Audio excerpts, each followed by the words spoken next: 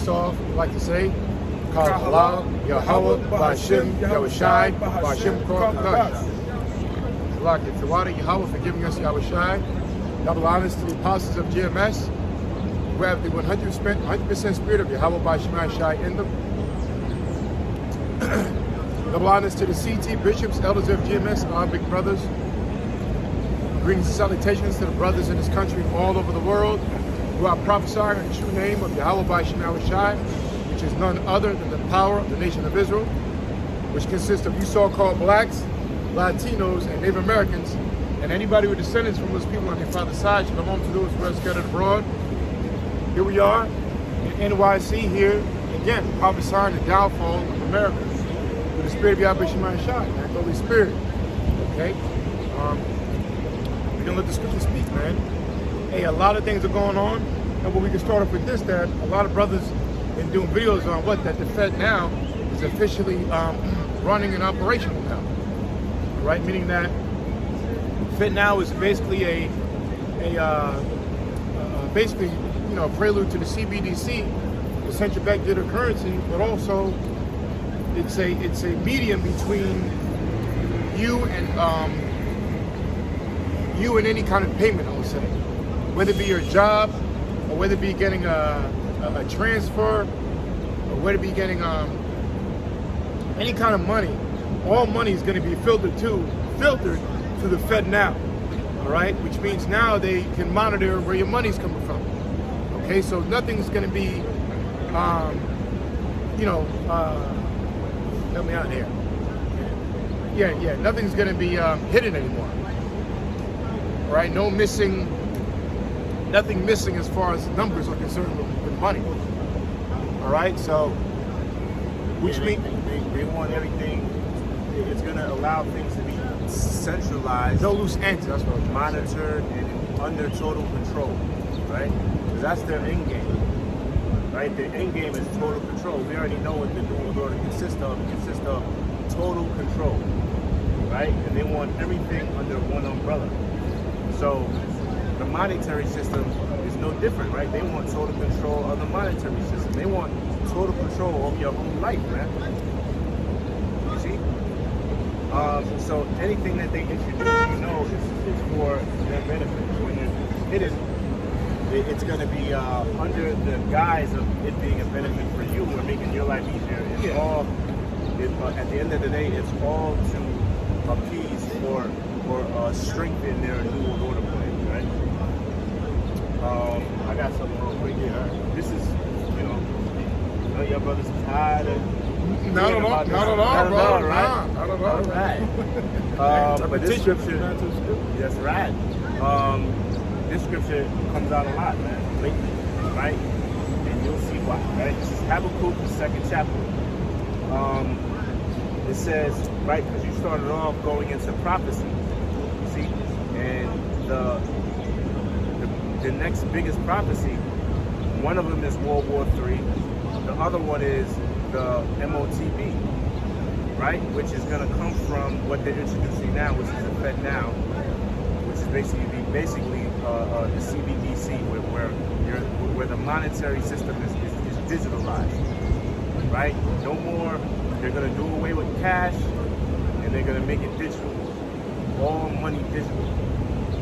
And how they're going to make it digital, and also, not only is it going to be digital, I forgot who said that they're going to make it. They're going to make it where it's implantable, right? Like the CBDC is going to be digital. The WF said that. The WF? They said that they're going to make the WF World Economic Forum announced that that they're going to make the CBDC implantable under your skin. They literally said those words. Come on, man. If that's not Revelation 13 speaking, right, or coming to action, I don't know what is, right? So this is Habakkuk 2, verse 2. It says, "And the Lord answered me and said, write the vision and make it plain upon tables, that he may run that readeth it." For, verse 3, "For the vision is yet for an appointed time, but at the end it shall speak and not lie," right? So these visions that were written thousands of years ago, they're speaking now, right? You just mentioned the WEF, World Economic Forum, I believe. They stated that they want the CBDC to be implantable. Now, like I said, if that's not a description of the M.O.T.B. pursuit of Revelation 13, I don't know what is, man. So that's a vision that's speaking now. That also shows you what time we're in. It says, at the end, it shall speak. So all these prophecies, they're becoming clear now. They're becoming irrefutable. When the apostles years ago, they stated, they prophesied about the M.O.T.B. being an implantable device. It wasn't as clear, or the vision wasn't speaking as loudly as it is now. Now it's screaming. And if you can't see it now, it's obvious you're blind. And if you don't believe in the Most High, you better believe now. Because how can you not see this? The door's knocking, the grace period's running out. Yeah, we're making it obvious. Yeah, we're approaching the end of the grace period. And what's crazy is people still can't see it. Oh well. It says, for the vision is yet for an appointed time, but at the end it shall speak and not lie. Right? Because you got other groups, they lie. They say it's this, then next year is something else, and the following year is something else. They keep doing the bad or the remix. They keep remixing prophecies, man. So what was it prior? So that means the year prior it was a lie because it's not true, right? But these scriptures saying that the vision shall speak and it shall not lie, man. Right? Apostles of GMS on down, we be consistent with what the M.O.T.B. is, right? It says, go and tarry, wait for it, because it will surely come, it will not tarry. Right? And this is where patience comes into effect. Right? Because we gotta patiently wait for these things to play out. We understand now. Right. What? Say it again? It affects society.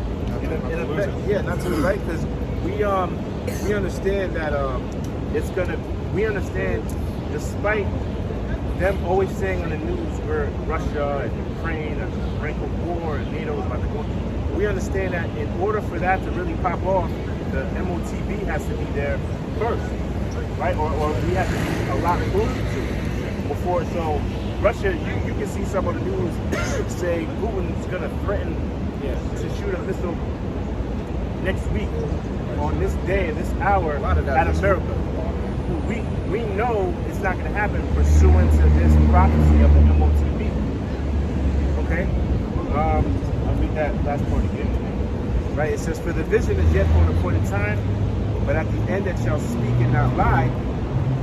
Though it tarry, wait for it, because it will surely come, it will not tarry.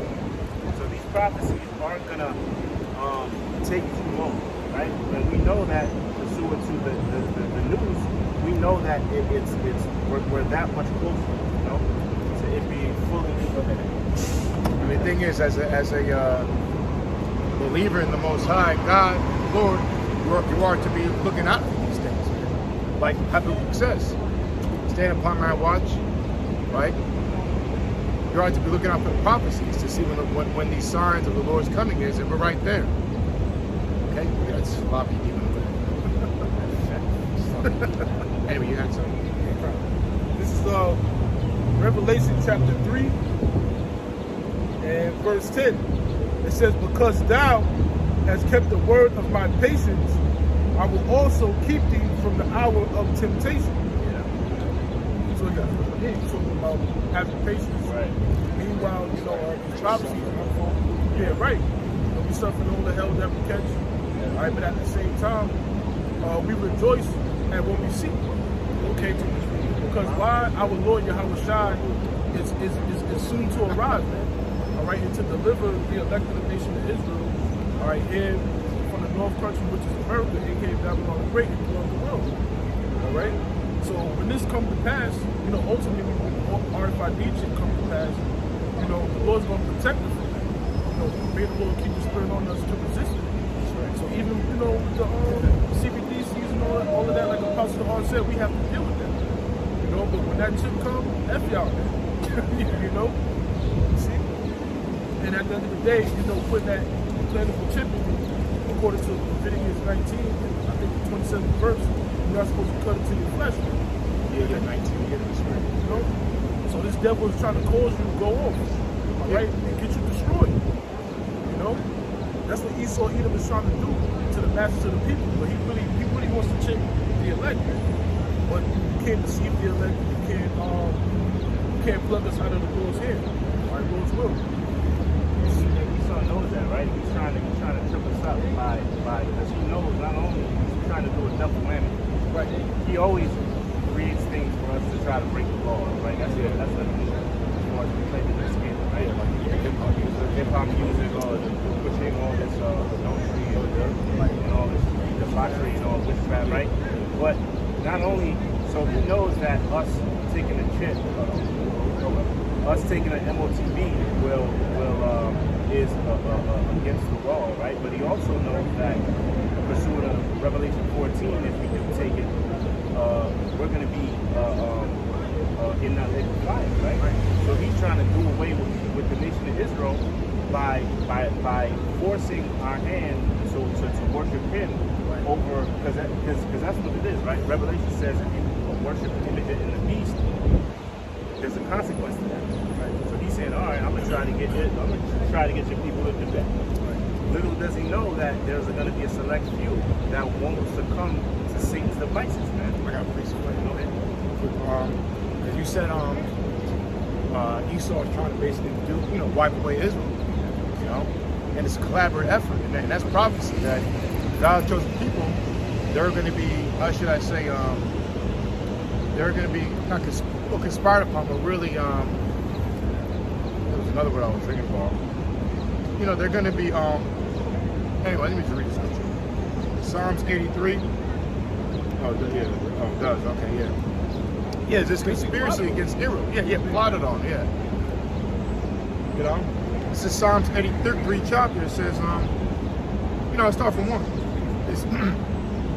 It says, excuse me, there's going to be a collaborative effort of nations trying to bring the God's chosen people down, but there's going to be there's going to be someone in the forefront to try to wipe away our people, man. And that's none other than the wicked, the nation of Edom. Okay?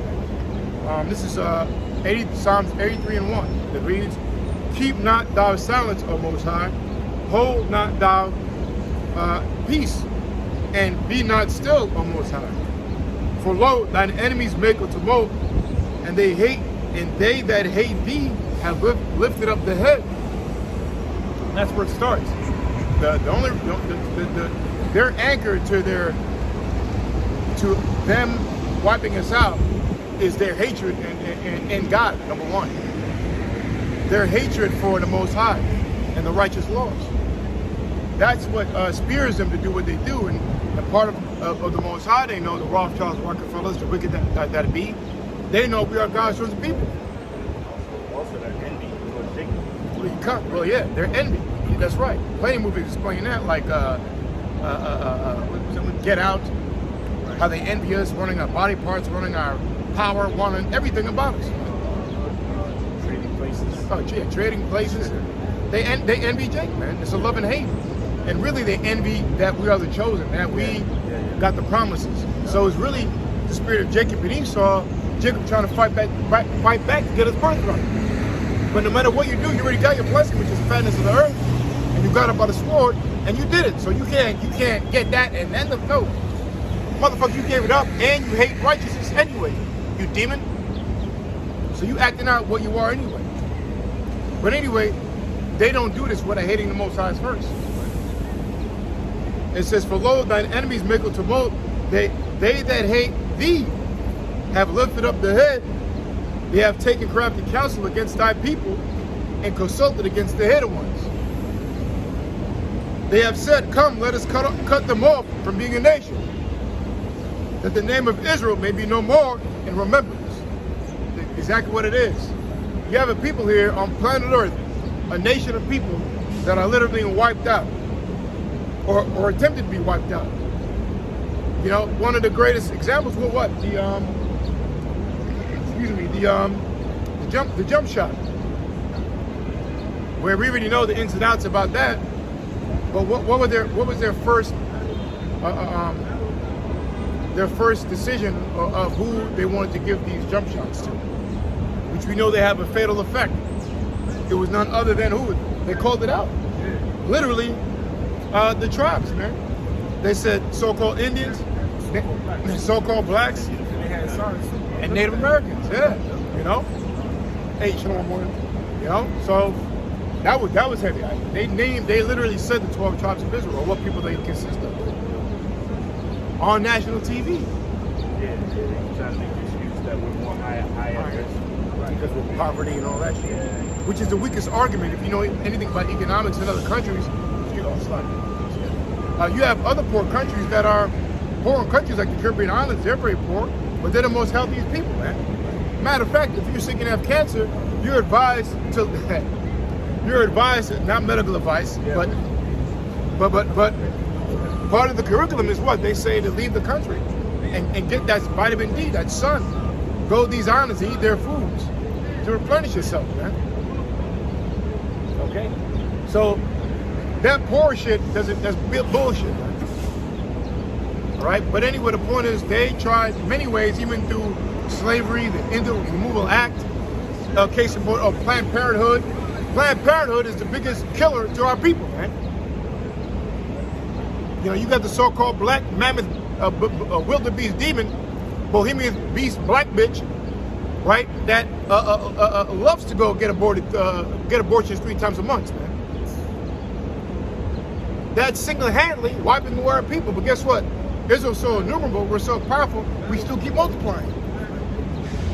So you can't kill us all. No matter how many ways they tried through abortion clinics, through certain legislation to wipe out our people off certain lands of Native Americans, through putting them in jail, to sterilizing their condoms or their food, to poisoning their food. It doesn't matter. They work to a certain degree, but you cannot kill off our race. Why? If it would have happened, it would have worked already. But it's not, because we are God's chosen people. That's one of the prophecies of our people, that we're fruitful. Proving that America is that same place, because they said the same thing to the Israelites in Egypt. That we came in 70 souls, right? And we outnumbered all the other nations, including the powers that be at the time, which were the Phillies, the Egyptians. Right? So that's the thing about Israel, man. That was it for that. But there's a collaborative effort with all the nations. The forefront of that is Esau, the nation of Edom, Rothschilds, Rockefellers, who's trying to wipe away our people, man. But it's not working, especially to the ones who are waking up.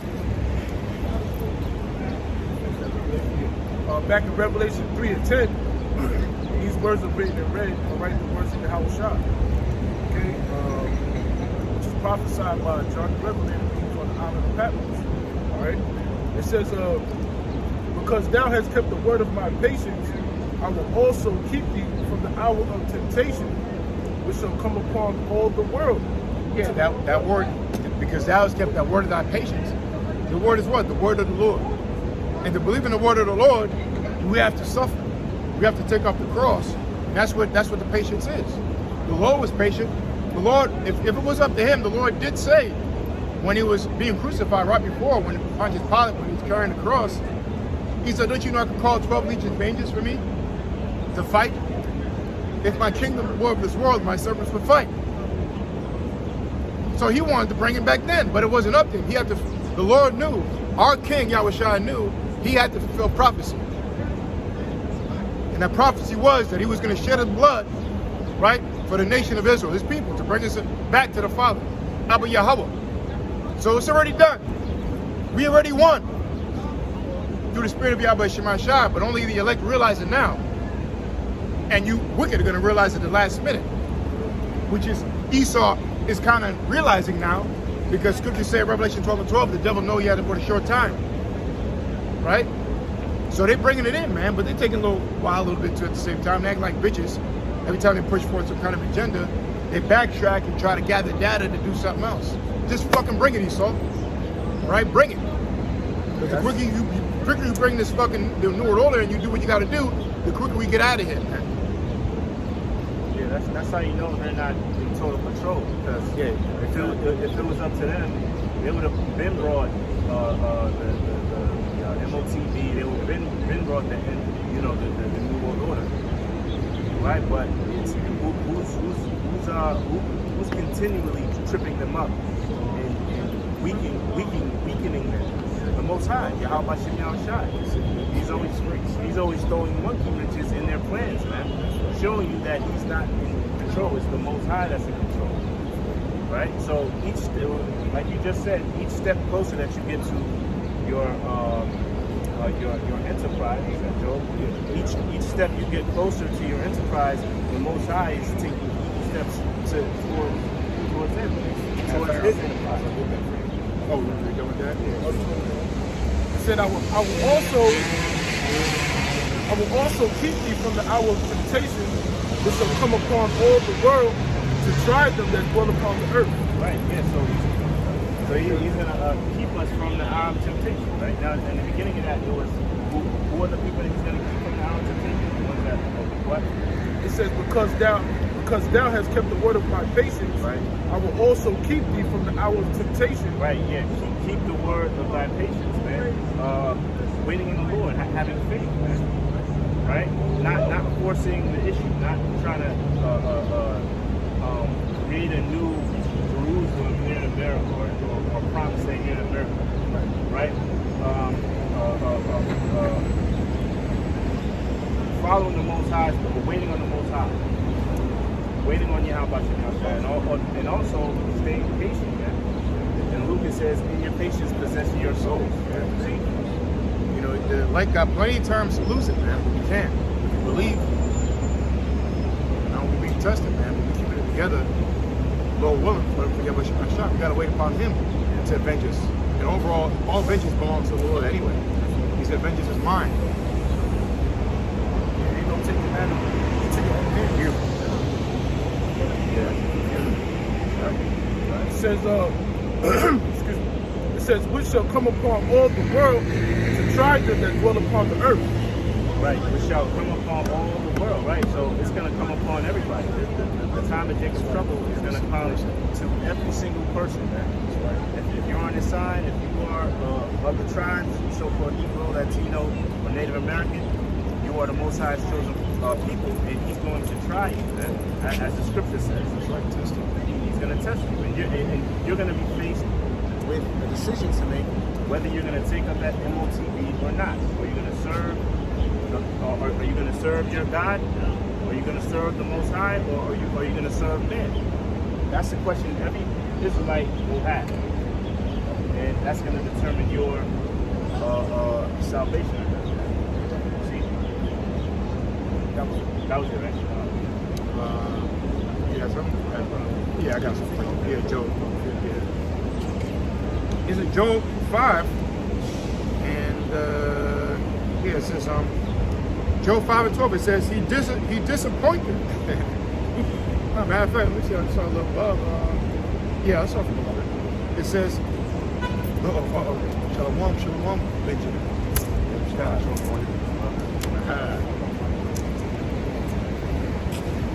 You gonna share your muscles, brother? Yeah. Come on, man. Hey, Job 5 and 12. It says, of 11. It says to set up on high. Start from 10. I'm sorry. It says, who giveth rain upon the earth and sendeth waters upon the fields, to set up on high those that be low, that those which mourn may be exalted to safety. Read those 2 lines again, the last 2. Matter of fact, I'm gonna have to throw a little up. It says, Job 5 and 8. It says, let me start from the bold letter. 6. I'll go down. Job 5 and 6. It says, although affliction cometh not forth from the dust, neither doth trouble spring out of the ground, yet man is born unto trouble. Right, man. And this time around, the man that's born into trouble, you have to be born into some type of subjection, man. And that's what it is. And that's what the people in the sign have faced. We have been born into trouble, man. Right? But it's funny, Esau is going to go through the same thing. They're going to be born into trouble. That's why those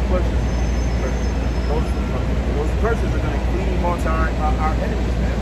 Especially Esau, our number one enemy. Right? But we're born onto trouble. Right? Go ahead. Come on, man. These next few lines are going to explain a lot, right? So you Israelites, you so-called Negroes, Latinos, and Native Americans literally have the answer to all your questions. Like Ice Cube said, well, you know, right? What's that? Boys in the hood, right? We literally have the answers to the questions of why we're in a predicament that we're in, man. You see, I mean, that's curses. Yeah, it's those curses, man. Yeah, make it true. You see, right? So this explains it. It says we're born. We're born unto trouble, right? It says, yet man is born unto trouble, right? As the sparks fly upward. Right. I would seek unto the Most High, and unto the Most High would I commit my cause. Right now it says I will seek. It says I will seek unto the Most High, and unto the Most High I will what? Commit my cause. Commit my cause, man. You see? So any trouble, any basic faith is going to be placed upon the Most High, right? Because that's what He wants. The Most High wants you to need Him, man. And how much more do you need the Most High than through adversity? See? Go ahead. And also just add, even being born into trouble with a hard life and what we're going to go through, well, you're born into trouble by being in these bodies. Why? Because it's subject unto sin. Oh yeah, flesh. You know, the flesh. You know? Yeah. And we commit our cause to lean on Him through faith. Yeah. You know? Yep. It says, I will seek unto the Most High, and unto the Most High would I commit my cause. It says, which doing great things and unsearchable, marvelous things without number. See, so come on, putting your trust in the Most High, there's nothing that can top that, man. There's nothing that you can do that can trump putting your faith in the Most High, right? Instead of if you got an enemy, some niggas say ops. If you got some ops, right, or a bitch that did you wrong, or whatever have you, your boss at your job might be giving you pure hell. Instead of doing something yourself, beating your ass, beating him up, getting carnal, that cannot trump you. You could probably do some damage, but that's not going to trump putting your faith in the Most High, and letting the Most High, because the Most High can fuck somebody up way worse than you can. You see, because the scriptures say, "Fear not who can harm your body, but who can harm your mind and spirit in hell." Right? Right? So nothing trumps that. Read that last part. It says, which doeth great things, unsearchable, marvelous things without number. Marvelous, unsearchable, and marvelous things without number, man. You can't equate it to a number. Come on, man. It says, who giveth rain upon the earth and sendeth waters upon the fields. Right? Even rain is a marvelous thing, right? Right? Prior to rain, in the book of Genesis, it spoke about the dew that watered the earth, right? So for a while, it was just dew that watered the earth. Now there's rain, and how rain is, you see, it's just recycled, right? Because like getting deep now, air is really it is water, yeah. Right? In Genesis, he separated the waters from the waters, right? So how rain is just what rain is, and how it is just amazing. I mean, if you think about it too, if you really think about it, just think about it now. That means technically that there were no clouds, right? Because at that time it was, we know that clouds is a saturation for water. It's in gas form. It's still water. And when the clouds get fully saturated with water, right, which is a gas, it starts to condense. And then, rain. Before that, the earth was filled with dew. So it was like mist of clouds on lower parts of the earth, like basically a rainforest, but all over the planet Earth. But the skies, that's dew, no? Dew is a cloud. Wow. Yeah, dew is a cloud, yeah. So dew was on the earth, in the atmosphere, but it was all over. Like the rainforest. Because when you go to rainforest, it's like on ground level. It's like right above you, the dew's mist. It's mist everywhere. But there weren't like patches of clouds in the skies in that time. It was a big rain. The world was a great rainforest. You know. So look at that. But then if you were to take it from that time in the days of Noah to now, it's a marvelous work. It would never rain. You know, it wasn't part of their paradigm. It wasn't part of their understanding. Shows you what, you know, like in the kingdom, it might be someone new. I'm not gonna, not add it, but it may be something more, you know, and it will be more. Because the world definitely gonna change when the Yahweh shall come back. It's gonna get bigger. The fruits, vegetables are gonna get bigger. They're gonna flourish. The earth is gonna get stronger and bigger. We're gonna be. The world is never seen what's about to come as far as man is concerned. Well, Israelite men. You know what I mean? So we're gonna be, because before the Lord comes, it's gonna be a world of flying men with powers. Our extraterrestrial men. This world has never seen extraterrestrial men. Okay, so that's a marvelous work. Okay, so each step the Lord has changed the world, and He adds something to it. Okay, but this time, man, this is it, and it's just gonna flourish. All right. So, man, the Lord does marvelous works, especially upon His people, starting with the elect. And He's going to marvelously destroy the wicked. You Edomites, man. It says, see, that's the Spirit. Verse 10 again. Who giveth the rain upon the earth and sendeth the waters upon the fields. Right? We're just talking about the waters, the rain. Right? That's a marvelous work. It didn't rain before. Now it's raining, right? To set up on high those that be low. Oh, yeah. To set up on high those that be low, right? That's speaking about the nation of Israel. What's that in Ecclesiastes? It says about the prince walking as servants upon the earth. Oh, right. Right now, there's going to be a role reversal, man. Just like the Eddie Murphy movie, we're going to trade places, man. The princes, which are so-called Israelites, we're going to be in our rightful position of authority, man. And Esau and the other nations, they're going to be in their rightful position as servants, right? Right. So, you know that's what? Yeah. It says to set up on high those that be low. Right. To set up on high those that be low. That's us. That's the people on the side. So for Negroes, that's in America. We're going to be placed on high, right? Right.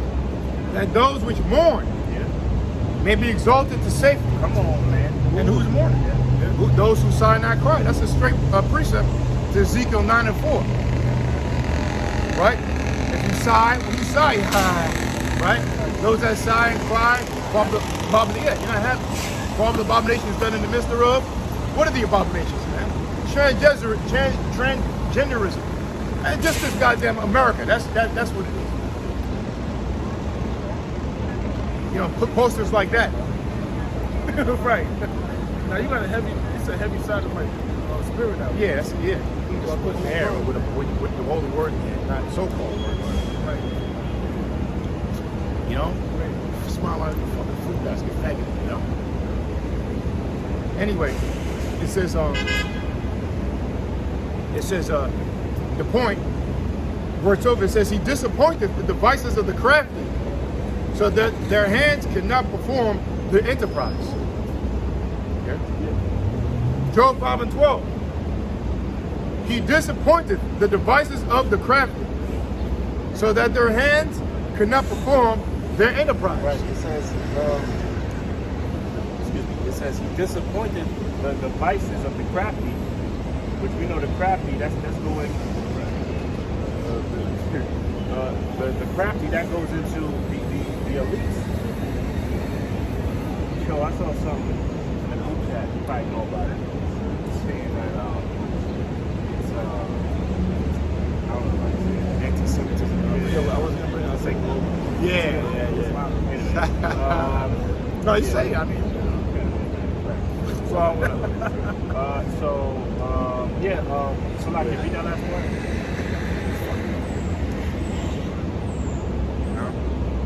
He disappointed the devices of the crafty, Right. so that their hands cannot perform their enterprise. Right. So you globalists won't be able to complete your enterprise, man. See, how did Job say it? When the plate came, when they about to eat. Oh, yeah, fill the belly. Fill the belly. Yeah. Yeah, when you're about to fill the belly, then sudden destruction shall come upon you, man. So you're gonna get this close. You see? It's a sufficiency. Yeah, and then what's gonna happen? You're gonna which you could say the Most High is doing that right now, putting you in straits. They're having difficulty.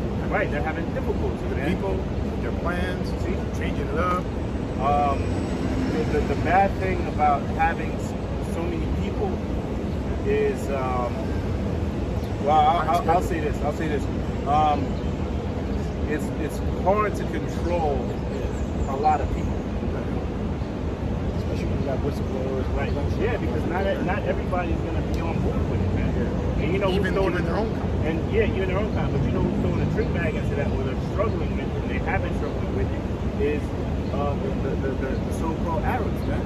Yeah. They're not down with the, you know what I'm saying? Yeah. They're not down with that, man. Right. So the Most High is putting that spirit in the pool. That's Isaiah 14. He's allowing these other nations to spring up and garner power equal to Esau, man. That's a precept too. They should, what's it say, spew hatred. I forget how it goes. They should spew. I think the word is like spew against the hateful spewing.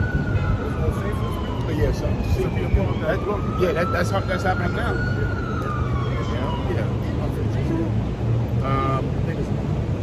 He said he taketh the wise in their own craftiness. Yeah. Oh, wow. With the missiles. Right? Because craft means putting something to work. In demonic fashion. But part of their craftiness was creating my favorite word to say, because it seems more real. Well, it is. Intercontinental ballistic missiles. All right? They have actually made that. But guess what? Little do they know that's for their own demise. They're making their own killing instinct. All right? It says, he taketh the wise in their own craftiness, and the counsel of the forward is carried upon headlong. Yeah, because even though this is the movie, which, you want to take a look at, Oppenheimer didn't know that basically you just created your own destruction. Well, you created a prelude to your own destruction. And he even said it. He even said, we have become the destroyer of worlds. That's right. It wasn't him. It was the Most High that put the spirit in the do it. Because after he did it, he was quoted as saying what? I have become the destroyer, meaning he has a level of remorse for creating that. Right? He's like, there. He was probably thinking like, yo, what got into me? The Most High got into me. Because they know that he knows how man is, that the powers that be who control this, they know that they're not going to be responsible for this power. They're going to just use it to bomb away people. And they did. They didn't waste no time. They created it and they used it in World War II. Right? Fat boy and little boy. And there's parts of that region still destroyed. Still having birth defects for that. And it's still had an effect on the ecosystem. So it has destroyed the world, the ecosystem, and people. And let alone, again, they have no idea that there was a prelude to their downfall right there. So the Tawadi Bashimai Shai, man. You fucking devils are going down. And like Elder Manati said a few weeks ago, he's always on fire. All right, Elder Manati, our big brother, what do you say? That Oppenheimer movie, the Most High's behind that, man. How the hell is it going to come out this year? In this time, right? Come on, man. You got to put the pieces together, man. That's right. We praise this year, man. A few more prophecies got to take place, which takes a period of time, but still, things happen very quick too. We got to take it day by day, man, and hasten the day of the Lord. We praise this year, and it's looking like it, man. It's at any moment things can pop off, but like the elder was saying earlier, we know that there's one key factor we're not going to be close. That chip got to be mandated, man. Well, fuck it. The M.O.T.B got to be legislated, man. And when that happens, man, which is right here, then we start looking up to the skies. Because that's the key to your salvation or your destruction right there.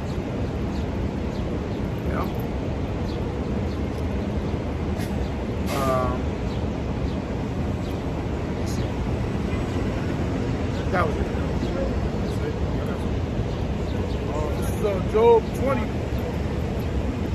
and Job 20 and 22. It says, in the fullness of his sufficiency, he shall be in straits.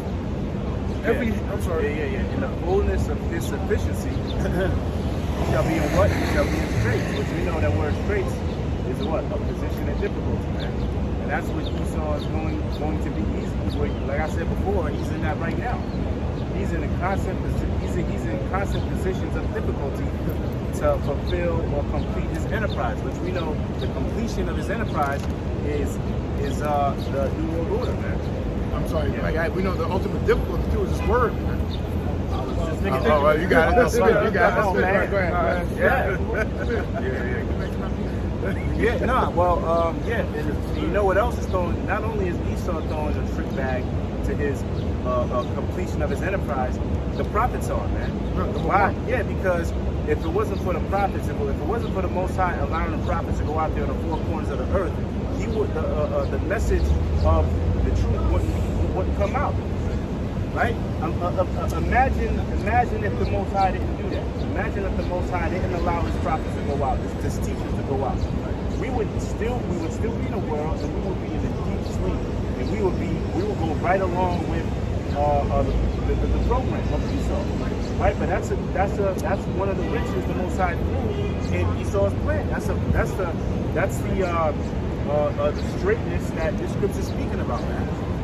Right? Because now you have a lot of people, even celebrities. I saw a brother did a show about Dame Dash talking about the angels from Yahweh Shai and World War III, I believe. Yeah. Did he say the word Yahweh Shai? He said, I think he said Sky God. I didn't watch it, but the title says Sky God. Was he being like funny about it, or? Nah. Well, I didn't watch it, but from the title, he was basically said Acknowledged it. Acknowledged So Yahweh Shai. you got celebrities now. You have a lot of celebrities that truly believe it, but they're to not save face, but to watch their pockets. They're not going to say too much. Oh, they'll back you up.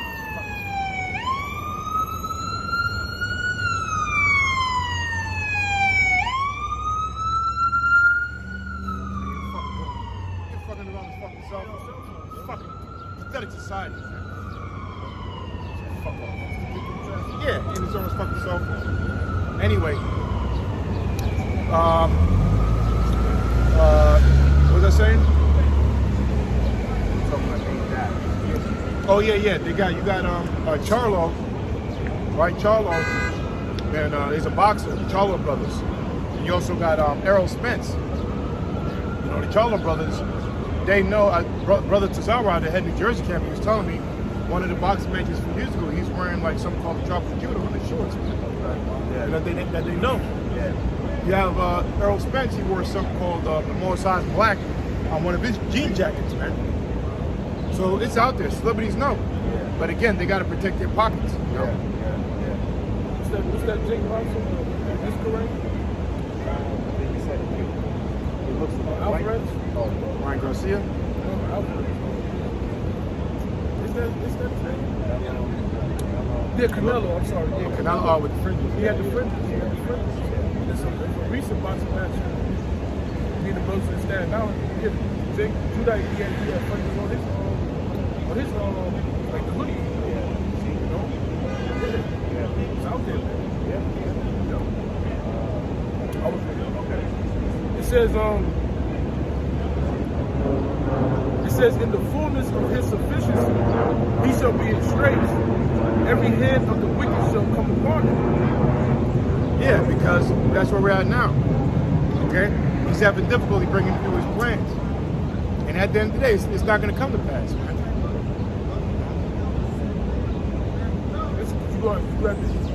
At the end of the day, you're going to have these people that are laboring, throughout the world to keep, Esau's society, moving, man.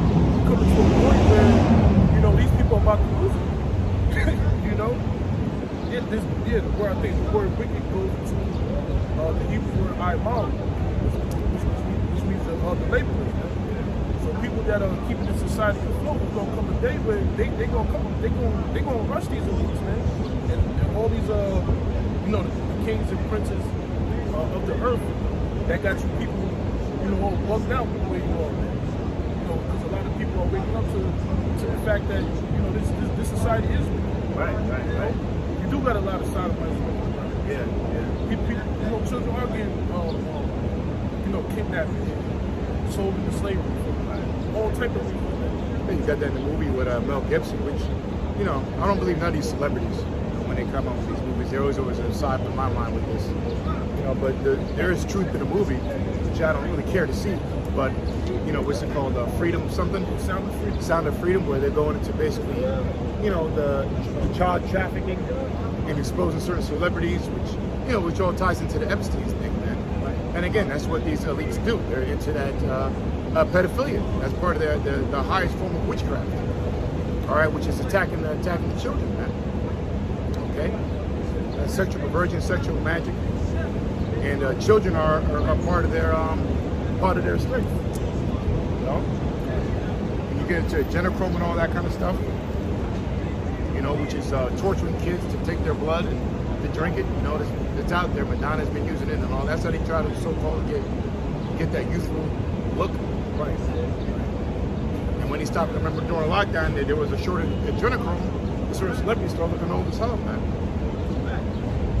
That's part of their witchcraft. It says, when he is about to fill his belly, the Most High shall cast the fury of his wrath upon him, and shall rain it upon him while he is eating. So you elites, you began to basically implement the New World Order. You implement the RFID chip, the mark of the beast, according to the scriptures. You're gonna have people taking it, concerning, whether they're gonna continue to participate in the society, it's a life or death thing, because he's gonna have people, basically bowing down to him so they can be able to, still work, still try to provide for their families. All right, make some money, make some money. All right, which is going to be digitalized. All right, soon. Yeah, man, it's coming to a time where once that happens, how about you outside? The ultimate one to protect you, man. It's gonna hit you this time. Right upside the head with that destruction. Okay? Through them ICBM nuclear missiles, via World War III, and Yahushua coming in the midst of that, with the heavy host of angels, to burn this place so with more fire by shooting concentrated fire from out those ships. Alright? That's gonna be the wrath of the Heavenly Father upon you. Okay? Because you touched the apple of his eye. Which is the nation of Israel. Okay? And your future is slavery. But we gotta keep drilling that in your minds, man.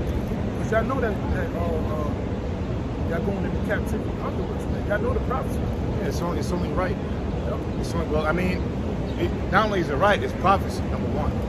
The scriptures say the elder should serve the younger. Right. This is your potential, this is your destiny. That's your apex, your whole existence, man, is to be a fucking slave in our kingdom, in the Lord's kingdom, and to build the Lord's kingdom, man, with your dirty hands, all right? We're at that time, man. It says, he shall flee from the iron weapon, and the bow of steel shall strike him through. All right, and these elites, they got bunkers, man, underground cities, where when these missiles are shot off, they're gonna be able to escape. Okay, the space stations. But the Lord said, yeah, you going to heaven and digging to hell. The Lord is gonna bring you down. Okay, and Yahweh's gonna do it through Yahushua and the angels and the elect men, the nation of Israel. Okay, to bind you with chains and fetters of iron. Yeah, the Revelation 3. Yep. The holy covenant chains. Key to the garments of it. Yeah, man. So them thermonuclear missiles is gonna annihilate America, man. And other lands on the earth, but the main land that's gonna be wiped off the face of the earth, is where we stand on right now as we speak. All right, the souls of America. Okay, via World War III. It says it is drawn and coming out of the body, which is the missile being shot out of the silos. All right, because Isaiah 34 tells you what the Lord's sword shall be bathed in heaven.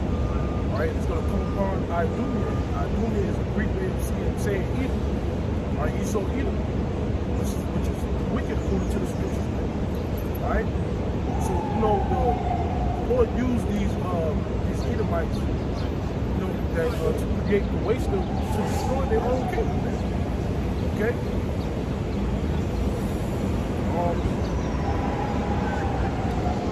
It says, yeah, the glittering sword coming out of the door, terrors are upon him. All darkness shall be hid in his secret places. A fire not known shall consume him. That glittering sword is that what? Again, the intercontinental ballistic missiles. All right, a tool, really a war instrument that can go from continent to continent. All right, and that's a fact. All right, we have what a missile can go, or projected to go from one country to another. It can go a missile from China and set it, Russia set it from their land to the Americas within 15 to 25 minutes. Okay, continent to continent. It says that's the glittering sword that the prophets had a vision of when they saw the holy visions from Yahweh Shemashah, and they wrote them down. Again, there was no nuclear missiles. To say nuclear missiles in that time, they compared it to the things around their time. like arrows, Yeah, exactly. Arrows, glittering sword. You know, a flying fiery serpent. Looked like a snake on fire. You know. Fire behind them, right? Behind it, behind the form, something like that, to that effect. Just like if we were just to see a vision from 2,000 years ago in the kingdom, we would describe it from what we know now. You know? Oh, I saw something that looked like an iPad or something like that. I don't know. We'll write it down. It's like more clear now. yeah, just like that one that they got a chariot that looks like a cigar. Right? We describe it to what we know now. Like, oh, that looks like a cigar. Yeah, right. And the cigar ain't gonna be no cigars in the kingdom. Right? You know? Now, not like we have to look it up in the kingdom, but maybe the heathens do. What is a cigar? What does that mean, right? They're gonna have to understand. But yeah, all these prophecies of these times that we're seeing, the visions and championing the planet Earth, this is gonna be written in the new world to come, man. Of the coming of our Lord and how it came about. Just like the prophets are writing about right now. Because there's going to be another book, all right, which is going to be called the Book of Life, which is really representing the elect men, right? The first book was about Yahushua. It was always about Yahushua, number one, okay? And the second book, the Book of Life, is the one that stood up so stiffly for Yahushua. Because Yahushua got his glory now. Now the great thing is going to come back and save the ones who are written in the Book of Life. That's the government body, right? Because we know that the Lord he's the source of life. He has the keys of life and death. And ultimate life is what? The knowledge of the Holy Spirit, by way of understanding these prophecies, man, that was only given unto his people, or his sheep, you know, from the shepherd. It says, it shall go ill with him that is left in his tabernacle. The heaven shall reveal his iniquity. That's right. It should go ill with him that is left in his tabernacle. The tabernacle represents a house or a home. And this planet Earth, which he controls this whole planet, right? This is going to be ill towards you. All right, meaning very bad. All right, your destruction is going to be the most baddest thing ever known. Well, there's going to be the definition of bad. Really, the starting of your ill will, because it don't end there. And then you got to go through slavery for 1,000 years, and that's going to be a long 1,000 years. Because again, like we mentioned before, the Earth is going to get bigger. It's going to take longer to rotate to be a complete year. So maybe 1 year now would be 3 or 4 years in the kingdom. Talk about slowing time. That's right, man. The Lord really is speeding up time. It's not the natural time right now. The Lord has sped up the time. We're already through halfway.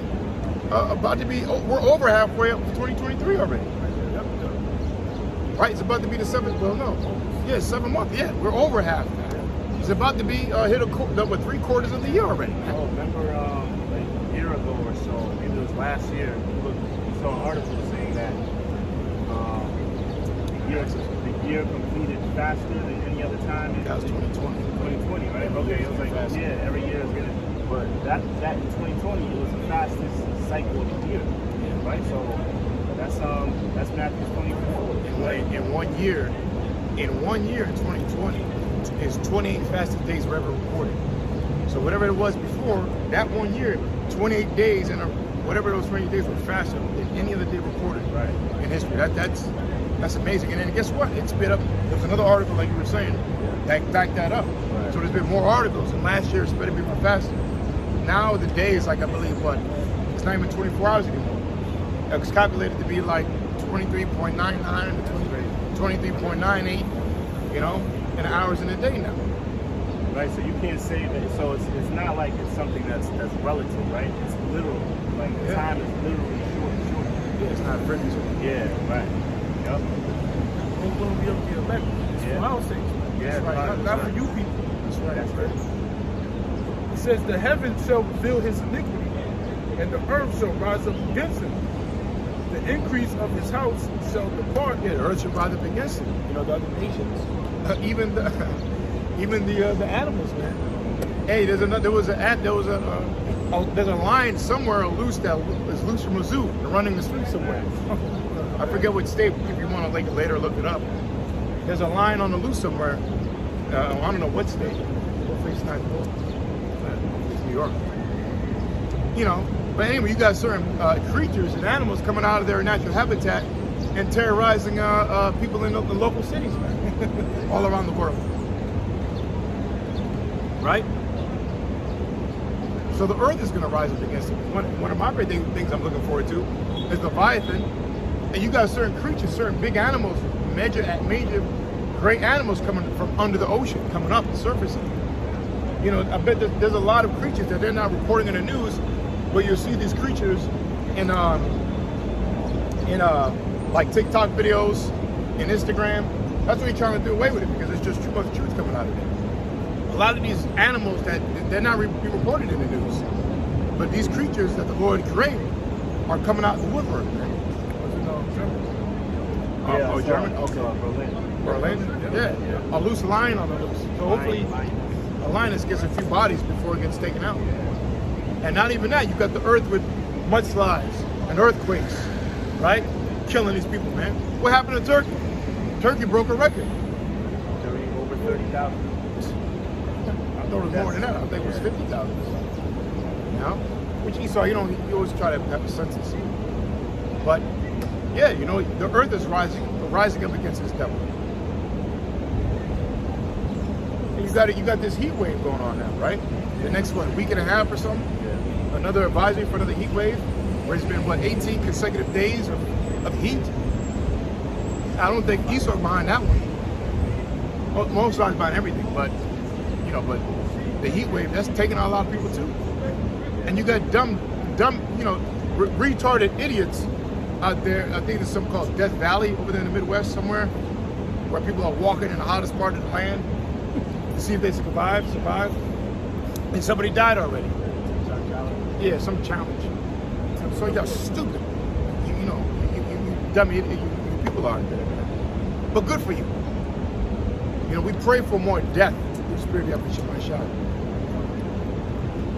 You people are already dead anyway. It says the increase of his house shall depart, and his goods shall flow away in the day of his wrath. All right, so these Edomites, that have basically stole everything that they got. All right, the Hamas and now shot them for their riches, man. Okay, like Elder Big Gad always say, they gonna go from shekels to shackles. It's all through the power of the Hamas and now shot. All right, you're gonna be complete lungs. All right, under us, man. We gonna receive everything that you took from us, man. And more. Okay, that includes you and your nation, man. I'm sorry. No, go ahead. Now I'm just gonna back up and say, we're going to receive things continually, because the prophecy says that the Lord said that gate should be open continually. Yeah, that's right. So you always will be given the elect or the nation of Israel goods from the earth. You'll always be employed. Every heathen demon is going to be working. Nobody's going to be without work in the kingdom to come. Period. Unlike this damn devil. you got people on unemployment, not working, and this and that, you're always going to be given honors and tributaries forever to the nation of Israel. All right? The wadi kal halal Yahweh Shema Shai, right? It's the last verse. It says, this is the portion of a wicked man from the Most High, and the heritage appointed unto them by the Most High. Yeah, that's their portion. Ultimately, it's destruction. You know, the destruction of nuclear fire in the beginning of our Lord's kingdom. Okay, of righteousness, the Most High's kingdom, and the theocracy. Eden is back and gonna be better. Paradise. You know, finally the world is in its right place, under the right rulership, under the right king, who it belongs to in the first place. You know, but this is the heritage and the portion of the wicked one. You're gonna go. Your destruction is gonna be this historical destruction from the power of Yahweh Shai. Yeah, Matthew says that, right? You know, it says it's going to be great tribulation. Yeah, dude. This is Matthew 24. Matthew 24 and 21. For then shall there be great tribulation, such as was not since the beginning of the world, right, to this time, right, no, nor ever shall be. Nor ever shall be. So you can go through all the great tribulation that the nation of Israel went throughout history. There's not going to be a time like the great tribulation of today, right? You quoted Esau getting really fucked up, really jacked up in this time, right? It's prophesied that Esau is going to get the worst destruction, man. Right? They got the Most High has a special takedown plan for the nation of Esau, man. Right? For the nation of Edom. Right? Read Isaiah the 34th chapter. It clearly explains that. Right? The grand destruction of the Edomites.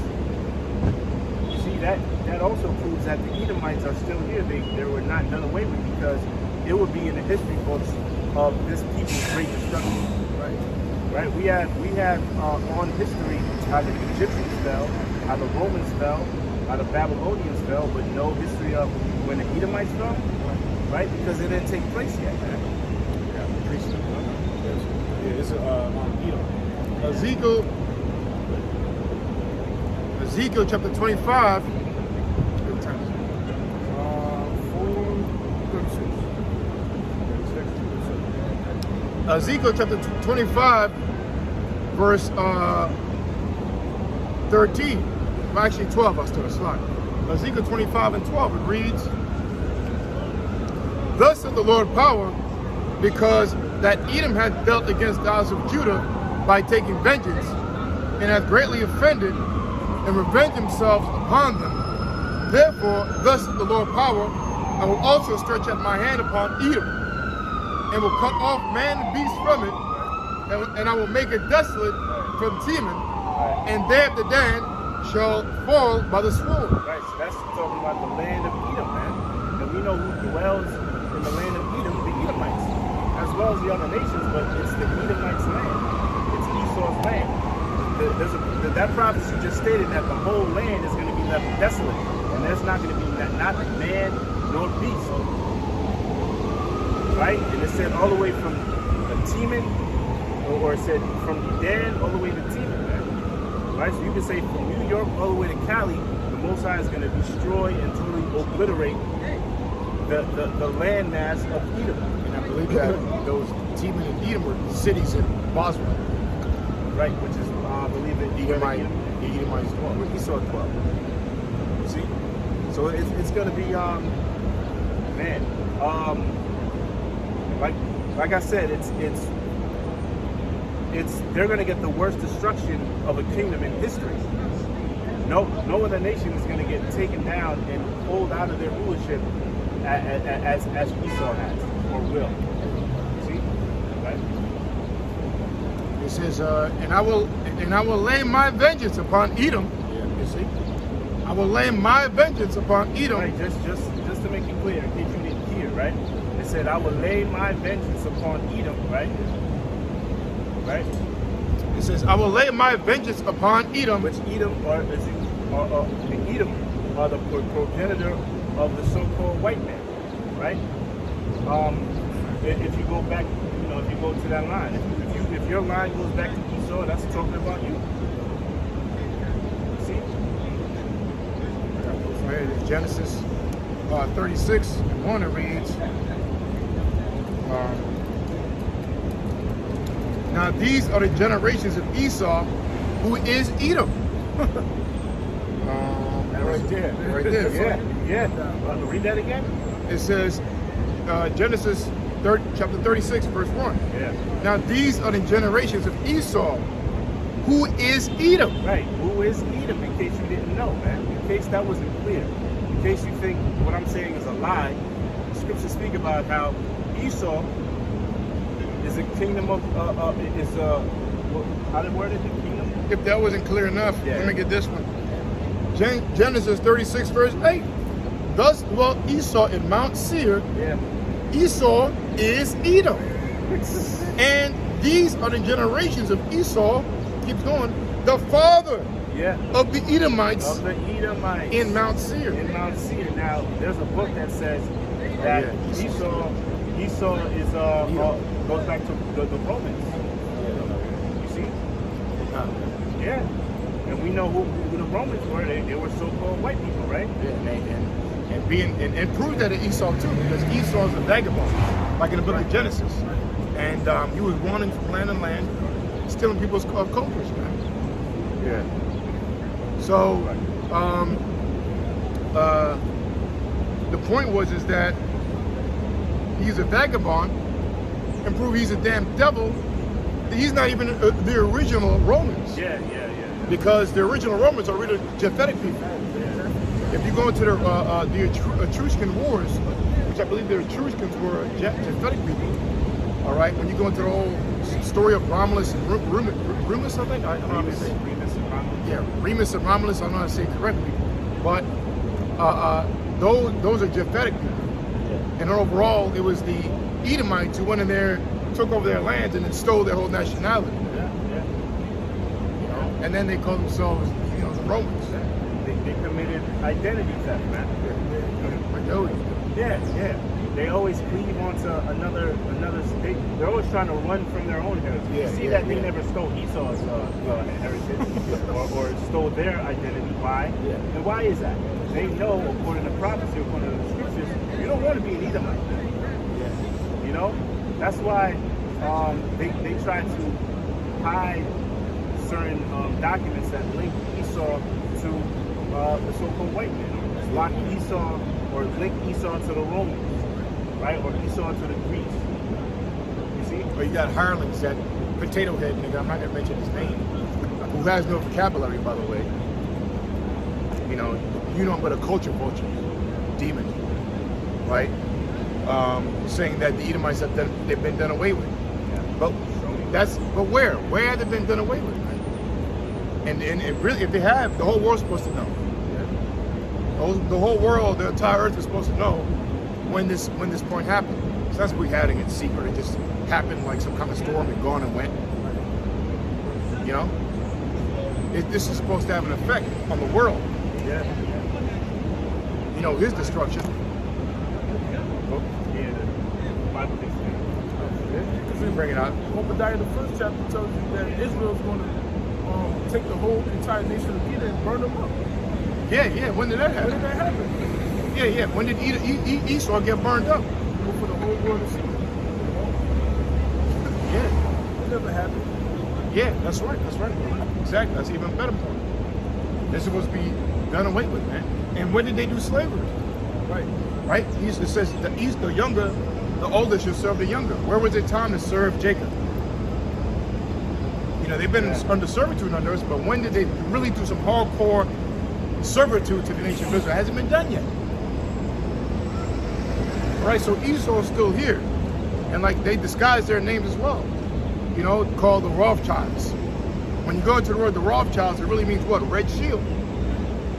a shield goes back to the word, the etymology or the hermeneutics goes back to the word child, because your child, in other words, really supposed to be your shield, right? Because when you have a child, he's your forerunner to your estate, to your kingdom, or to your name, the value name, the what's it called? Something arms. Coat of arms, yeah. Your child is like your last name, or he's your coat of arms. So when you have a child, that's supposed to protect your legacy, so to speak. Yeah, carry on your legacy. Carry on your name to protect your legacy. So the legacy of the Edomites, the red people, are the Rothschilds. Or really, red shield. Well, red shield goes back to red child, means red child. Roth means red child. Who are the red child? The red children? Well, none other than the nation of Edom. Edomites. That's right. A name prediction. All names, whether you know it or not, whether you believe it or not, it has a vibration on you. Whatever your name is, you look it up, and I bet you take on the characteristics of your name. Right? That's the proof right there. Just look up your name, and you'll see if you fulfill that characteristics. And this red devil does, the Rothschilds, Rockefellers. I think a Rockefeller, that even goes back to the word Rothschild. They changed that name up too. I believe Edom goes back to the Hebrew word which means red. That's exactly. See, come on, man. Red Edomites. Red child, yep. And like you said, they try to hide and convert or subvert their identity and other people. Oh yeah, there you go. Yeah. Yep. Like the Native Americans, calling the Native Americans red, or like the Redskins, right? The football team. No, you're the fucking red man. All right. What's up? Even Cain, right? He tried to marry this Egyptian. Yeah, exactly. He tried to marry to change his, which he was told not to mess with those people. Esau, yeah. He got with the Canaanites. Yeah. Where the Lord said you're not supposed to do it with any nation, but don't deal with the Canaanites. And of course, what did Esau do? That's the first woman he went. Cain went. Yeah, Cain. Yeah. Well, yeah, Cain and Esau, they did the same thing. That proves that they're the same thing. Right. That's right. Cain got with Ham, or dark-skinned woman, not a Ham, but a dark-skinned woman, to take away that color. And guess what? Esau did the same thing, proving that he is the spirit of Cain. Esau got with, because he was a pale demon, a leopard demon, and got with a Ham. Oh God, I can't say Ham. Can I? Yeah, got with those nations, the Hamitic nation, to get that color off. No, That's that sign. Anybody see it? He says, it's just like that mark. Because you did go down Mary. That's it. Cursing me something.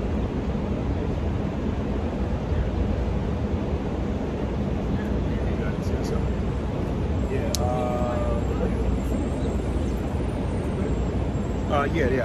That was Ezekiel.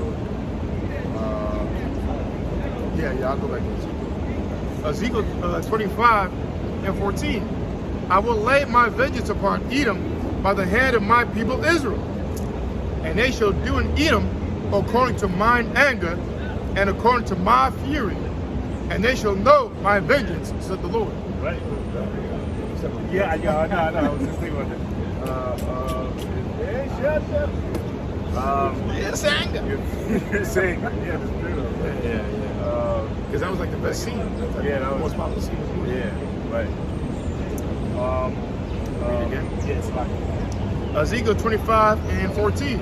And I will lay my vengeance upon Edom by the hand of my people Israel, right? and they shall do in Edom according to mine anger and according to my fury, Right. and they shall know my vengeance, said the Lord. Right. So we're gonna have the anger of the Lord, man. So So if you think you're mad now, you wait until you have the spirit of the Lord upon you to lay vengeance upon Edom, man. And not only Edom, but the other nations, but primarily Edom. They're going to get the worst of the worst. They're going to get a brunt of the Lord's anger, man, because of how wicked they are. You see? Right? So the Most High clearly states throughout many scriptures that he doesn't really feel too fond of the Edomites, man. Right? He doesn't like Esau, man. Despite what you might hear in the churches of how the Lord, or the Most High doesn't hate. The Lord hates Esau with a pure passion, man. Hence why he's going to be taken out of power in such fashion. Right?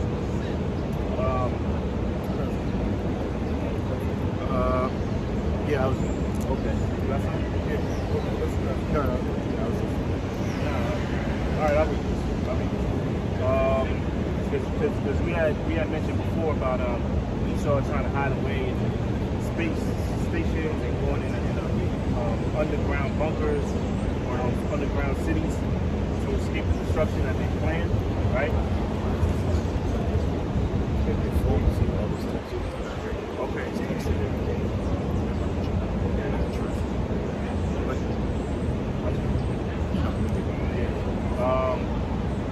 Go ahead. No, I'm reading, right? This is Amos 9, verse 2. It says, though they dig into hell, then shall mine hand take them. Though, so what is that speaking about, right? When it says dig into hell, does it mean go past, they're going to go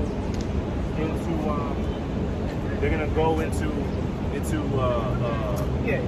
what's the guy, Satan's lair and get bulldozers and drill equipments and dig, you know what I mean, dig into hell? No, that's speaking about the earth, right? They're gonna frack. Fracking, yeah. They're going to start fracking in hell, right? Get all these permits to no. That's talking about the earth, those underground cities and bunkers that Esau is building to try to escape destruction, man. Right? Because they know the destruction is coming. Why? Because it's gonna be used by their weapons, man. And also they know prophecy. They know that it's gonna be a destruction here on earth, man. By way of ICBM, or how you like to say it, intercontinental ballistic missiles. You see? Dramatic. Yeah. Right. Real, right. You see? No, that's what that's speaking. But that's where they're gonna escape to. But guess what? The Most High is gonna allow us to take you from those underground bunkers, man, and remove you from them and guard you off into slavery. Pursuit of what's that? Psalms 148. Chains. I shall lock you in chains. I always forget.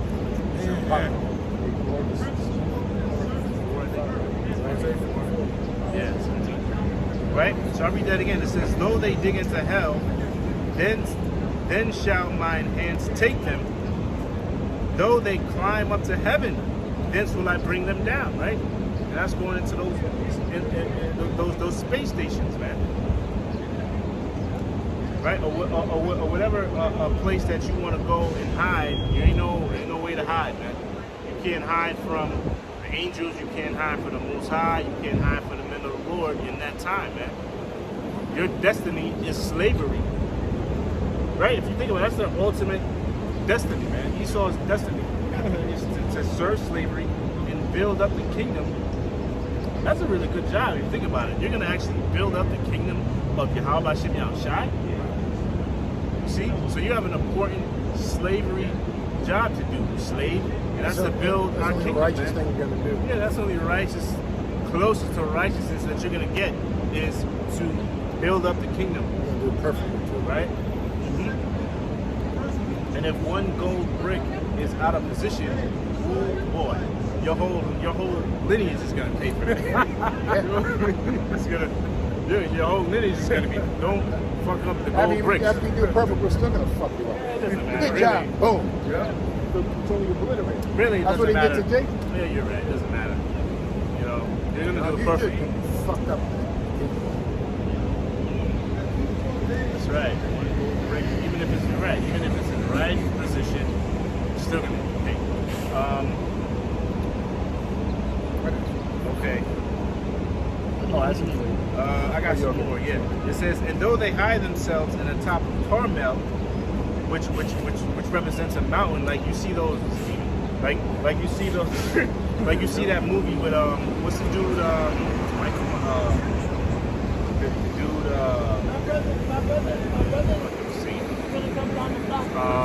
the dude, you know those spy movies they have, they have their hidden lair in a mountain.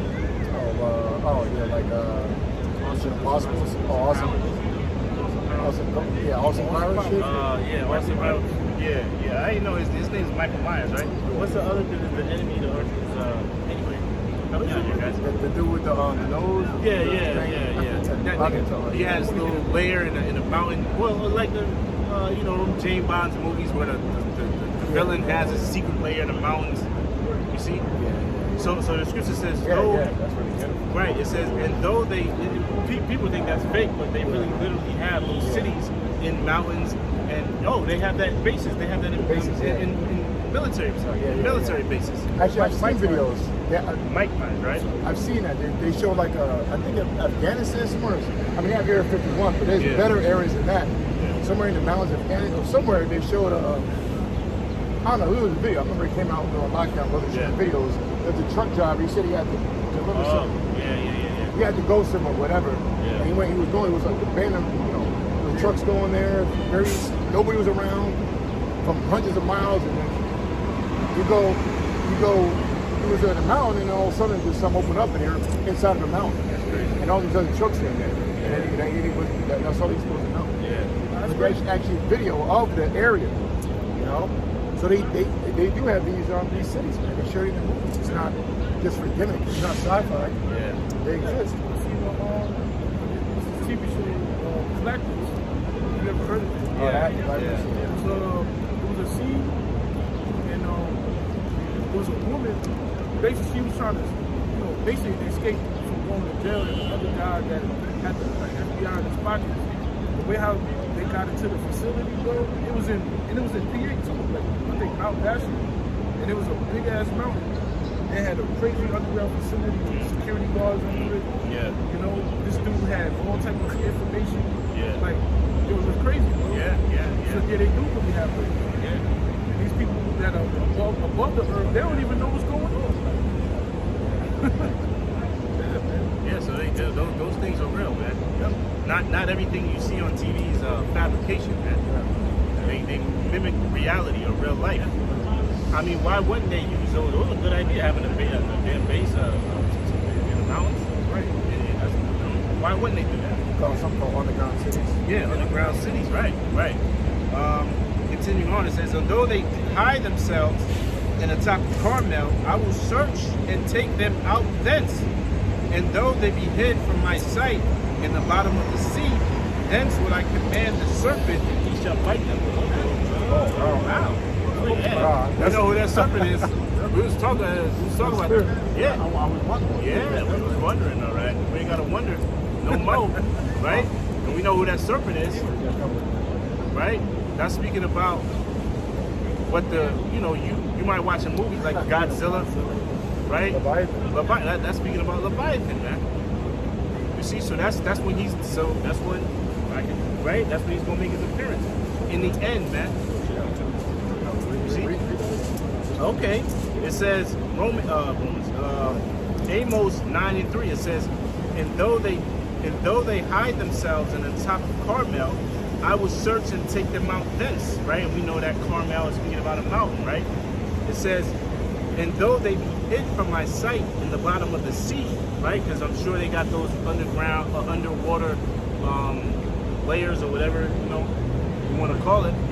It says, though, which is stupid, why the hell that's like another world. Why the hell would you so stuff?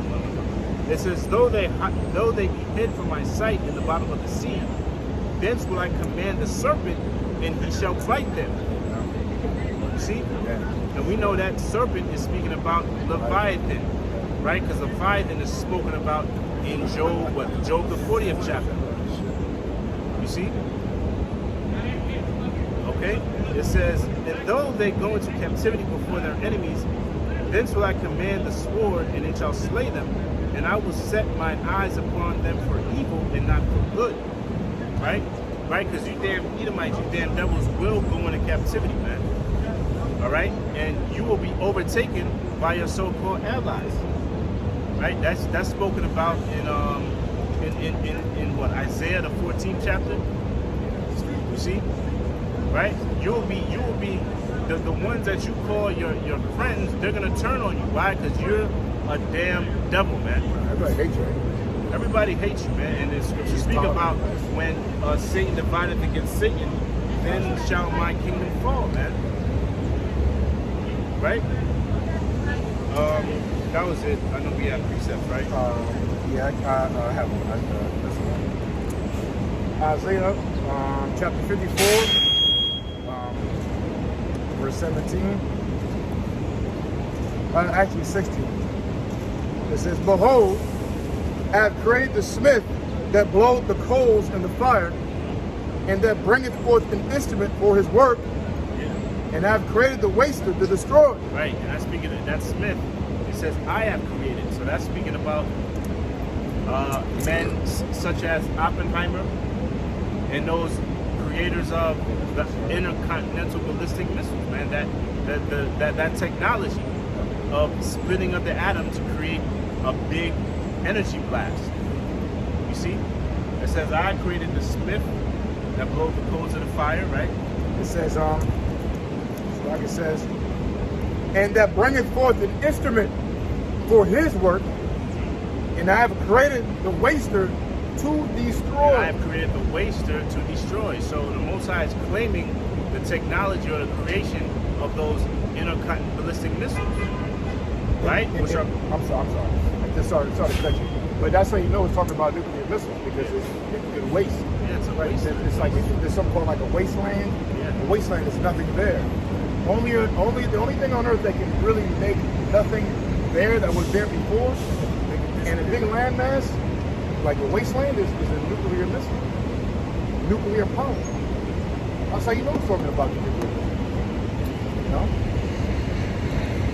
You know, right?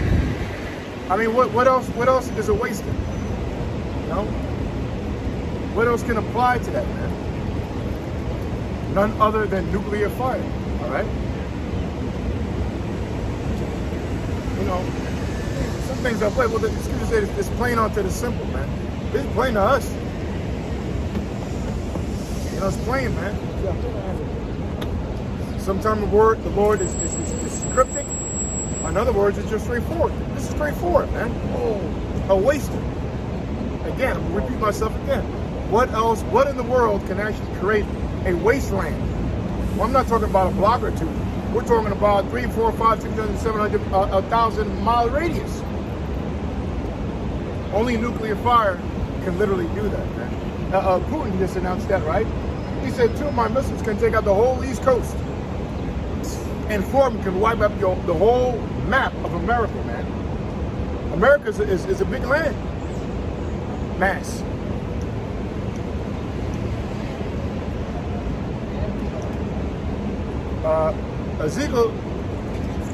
Isaiah chapter 54, verse 17, and it keeps going. No weapon that is formed against thee shall prosper. And every tongue that shall rise against thee in judgment, thou shalt condemn. This is the heritage of the servants of the Lord, and the righteousness is of these. Right, so that's the power that the elect, the heritage of the saints are going to contain, man. They're going to have power, man. See? Right? So anything that you might try to do to the elect, it won't work. Right? Like trying to trick us into taking a seat hip. It won't work, man. See? Basically, you're going to have to kill us, man. Right? And that's going to happen. You will kill some of us pursuing the Revelation, the 2nd chapter, man. Right? Because so some of us, just like it says, some of you will be carted off into prison. Beheaded. Martyrs, right? Beheaded. Or beheaded, man. You See? Right, so you know, this thing is real, man. And you know, whether you people want to believe it or not, we are World War III is real. The ICBM, intercontinental ballistics, is real. And Oppenheimer, when he created it, pursuant to that movie, he said, "What? I have created the." Did he say wasted? Destruction of worlds? He said, I become Destroyer of worlds. He said two things that was scriptural. He said, I become destroyer of the world, which that's in the scripture. Right. And he also said, we have worked a miracle or something. He said the word miracle. Yeah. I forget exactly. He said the word miracle. Right. And that's actually the scripture that deals with the revelation. Yeah. The actual prophecy. Right. He said, I should cause fire to come down from heaven. Yeah. Make miracles, right? Because what was done there, the atom bomb, Manhattan Project, that is a miracle. The world has never seen such power. Yeah. That's why that movie Oppenheimer is going to go into that. That world has never seen such power like that. That's why that movie is going to be such a big movie. You know, they thought at that time that they were going to destroy the Earth, but they still went through the test. They were warning him not to do it. They didn't know what the outcome was. That shows how much of a demon he is. Oh, so the movie's about the test of one bomb? The movie's about the test of maybe a few. Okay. But the first test, they thought it was going to destroy the world or do something major. Yeah. That they weren't really sure. Right. And mind, remember, that was atomic, man. They can't even, now it's nuclear, they can't even test it. They just got to they can figure out the impact by math equations. But they can't really, they can't, you know, they can't test it out, man. But don't worry. You got to go to war. What? Yeah, they got to go to war, which you will. You will go to war, and you will use them pursuant to Joel, the 2nd chapter. All those will hit the mark, as it says, man. You see? But On 2nd Ezra 16 and 13, it says for strong is his right hand that bendeth the bow. His arrows that he shooteth are sharp and shall not miss. Yeah, so I'm gonna read it again. 2nd Ezra 16 and 13. For strong is his right hand that bendeth the bow. His arrows that he shooteth are sharp and shall not miss when they begin to be shot into the ends of the world. And that's talking about the ICBM nuclear missiles, not intercontinental ballistic missiles, because it's going to be a third world war. Right? All these heathen nations that have nuclear capability, they're going to go to war against America. Right? And Russia's going to lead the way. All right? And yeah, these missiles are going to be shot off from one end of the earth to the other. Okay? And that's how America's going to go out, by thermonuclear fire, as Yahweh Shemel Shah prophesied in the scriptures. You know? So it says, let me read it again. For strong is his right hand that bendeth the bow. His arrows that he shooteth are sharp and shall not miss, like you quoted Joel the 2nd chapter. So, you know, X marks the spot on America, all right? Land of Israel and other countries, man, it's going to get hit with those thermonuclear missiles. But mainly America is going to get obliterated, all right? To where only unclean animals will inhabit, you know, this land. No man will ever, well, basically, America will be uninhabitable, all right, forever. It's going to be a memorial to never come up against Yahweh Shah ever again. This is what Esau Edom is doing, leading the masses of the people to rebel against the Most High and the Son. When that's not the case, man. You ain't supposed to be living down here doing what you want to do. All right, basically, you know, going on, breaking the commandments, man. Now that the Lord got his prophets out here to tell you right from wrong, Esau can't get right, man. You know? So is these other nations and 2/3 of our people that are set up to be righteous. Okay, but we understand in this time that 2/3 got to go. You know, and a lot of them is going to die in that thermonuclear fire. You know, here in World War III it says, "Behold, the plagues are sin," and this is the ultimate plague.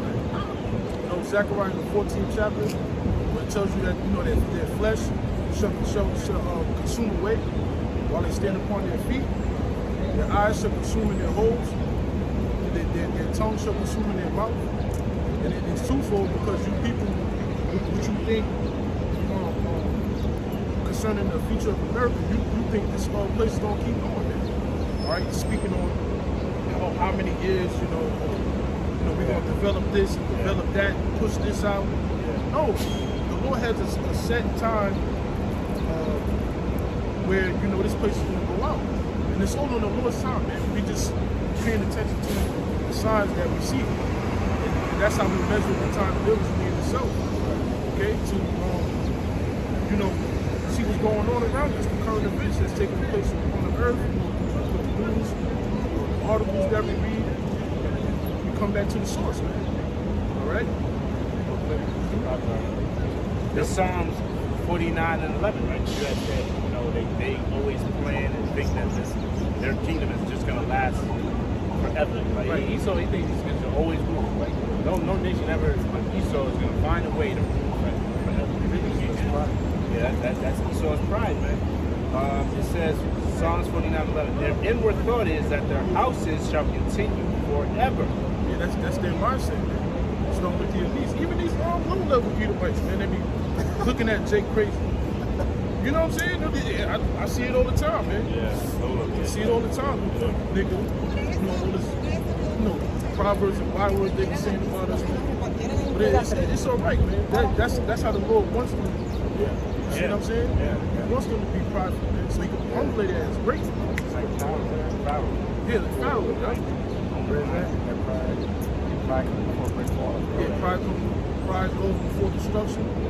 The haughty spirit before the fall. I think that's the best way for someone to go out. You don't want somebody to fall and humble or they're not as scared and even if you're a thickhead. Right. You want somebody who's proud as fuck up until the end to go crashing down. That's Esau. He's going to be proud until the very end. Well, he thinks, or the elites think, that they could beat the house on the angels, man. Well, they're going to be scared. The Lord's going to put the spirit up to people. There's fight. Yeah, there's fight. They said they were scared, but the Lord put it in them to just keep going. That's right. Oh shit, but they're going to keep going. And they see that no chance, they're going to be shooting. Videos online right now. This is being shot at chariots, and they just dodging. one was amazing. One chariot was got hit by a missile, it split apart, and then formed back. Yo, come on. That's actual video of that. They like split like into pieces, like it exploded, and then they went back together. Just plain, man. There was one famous video back in, I remember I saw it back in Coming in the Truth in 08, 09. There was a laser above planet Earth. It was a laser. You know how lasers are, like you can't even calculate their speed. There was a laser that shot out a UFO in outer space above, like right above the atmosphere with the satellites were having. And the UFO was here, and then the laser went, and then it chased the laser. Yeah. It just went around, it dodged it, and then went and chased it. I saw one missile got shot off. It was like a test. It was like shooting. It was going in the atmosphere, and then the chariot went around it, and while it was going around it, it was shooting it. It beamed it like I don't know how many times. It was like going to pew, pew, pew, pew, and it just went away. They had to super slow it down for you to see that. Wow. I mean, the things like it what the chariots Defies do, gravity. it defies physics. Excuse me, physics. Laws of physics. Like you're not supposed to be able to do that, but these chariots do that. A little longer. This is the fastest fucking. Right. Man, see some days, man. Here you read this picture. No, good, you good? You good? No, okay. You spoke about the What's what going on? is it? The unmeasurable works, man. Magnificent works. Unmeasurable, yeah. Man. That's the power of the Heavenly Father and the Son, man. Esau, you can't stop Yahweh Shah Shah keep touching. All right, but you gonna get touched. All right. But yeah, that's Esau's mindset, man. They think they're gonna rule forever, okay, over all the nations. But that's not the case. That's the first thing. It says their inward thought is that their houses shall continue forever, and their dwelling places to all generations. They call their lands after their own names. That's a crazy pride, you know. They say that forever, and then their dwelling place to all generations. So they literally think that their rulership is not gonna end. I always bring it out when I hear that scripture. That demon McCain. He's dead now. He's probably in slavery right now. He's fast. This Holy Spirit has fast forward to slavery probably. You know, but that demon McCain. I remember he said they were asking about, when are you going to take the troops out of Afghanistan? He's like, nope, we're going to be there for the next 100 years. Like that. I mean, but to say that, like, how can you, that's how proud they are. How can you even think the next 100 years? Scriptures say, let me just get it real quick, Proverbs 27. But that's showing the pride, That was his answer. We're going to be there for the next. Well, how do you know? But the only way you answer that kind of fashion, if you have immense pride. But the scriptures say, Proverbs 27:1, boast not thyself of tomorrow, for thou knowest not what a day may bring forth. And we're in the last day. All right, your days are numbered, man. It's over. And we know by the prophecies, it's it. We pray as this year, but please, ain't gonna be no 5 years, 4 years from now. The Lord we see is right around the corner. Okay?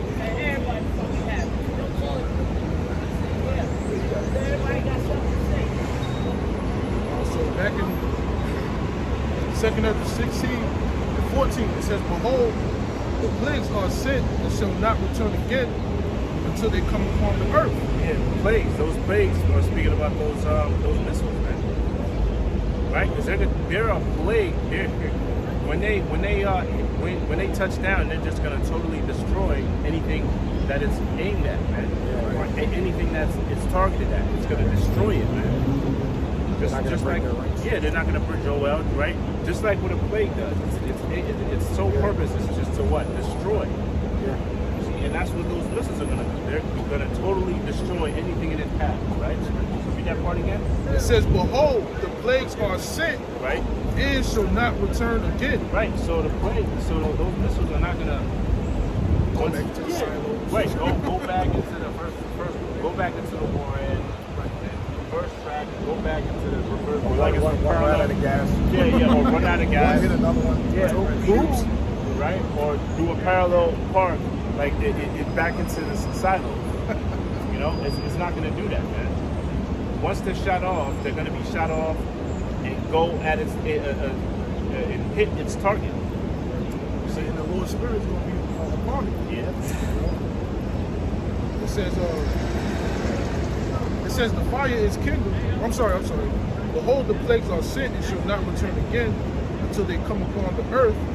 The fire is kindled and shall not be put out until they consume the foundation of the earth. The scriptures tell you that I have come to set fire on the earth. And what will I already kindle? You already have, basically, plagues that Yahweh Shal Shad is bringing upon the earth. But how much more, when that fire is shot off, that the missiles are shot off. All right? You already have wildfires happening.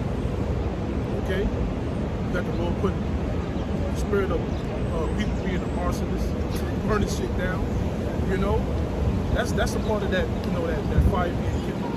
All right? The laser beams being shot from the chariots, that's a part of that fire being kindled. Ultimately, those thermonuclear missiles being overboard. It says to consume the foundation of the earth. America's gonna be done away with. Okay? So this fire that the Lord is sending to the earth is brewing, but how much more when it overflows? That's until the missiles drop.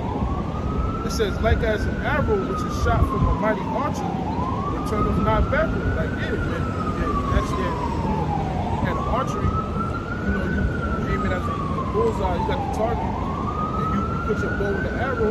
Once you shoot it, it's going to its mark, man. That's the same way how these arrows, which are the missiles, are going to be shot off, man. Like you said, they going to parallel park. Okay? None of that shit, man. The Lord going to put the spirit on these heathen nations to push that button. Go to war, man.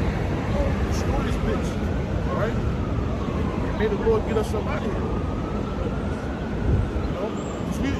We don't want to feel that fire. we rather go through the fire now. All right, through the spirit, man, because that physical fire is coming. All right, and it's for the wicked. Okay, 2/3 of our people, Edomites, and the rest of the heathen nations, and those that are on high at the moment, you're going to escape, but you won't.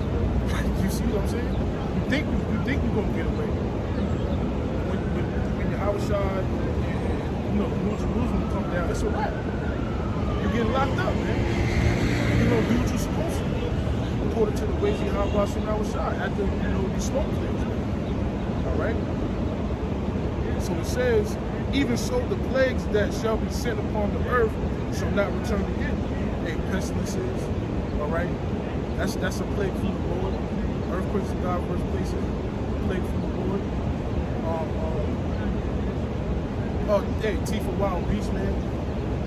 Famine. All right, people dying of starvation. That's a plague from the Lord. It's all part of the Lord's story. That's what the Lord is coming with. Oh, well, that was his last word. Right. He said, if you were to take something out of the book of attitude, all these things drink the book, saying verbatim, is actually just going to cast out. And for those that's playing around with the words of the Most High, you add it to it. You had also arguments, so I didn't watch the show, but now you got Moab. Now Moab, which are today's Chinese, they're going to rewrite. They want to rewrite the Bible. You have nations going trying to rewrite the Bible. I mean, they belong to you anyway, but just, It shows you that. See, like, man, it's like the Bible said this. People said that. Like everything we're describing actually exists with something attached to it, man. The Lord said, why did he say? Because in the last days it's going to happen. People are going to literally try to do away with the Bible and try to rewrite it. And it's been done. You got a gay version Bible, children Bible, a woman Bible. No, actually, no, about children. I know there's a woman Bible and a gay Bible too.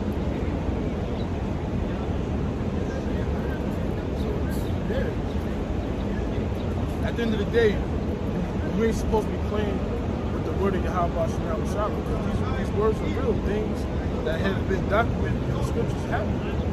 All right?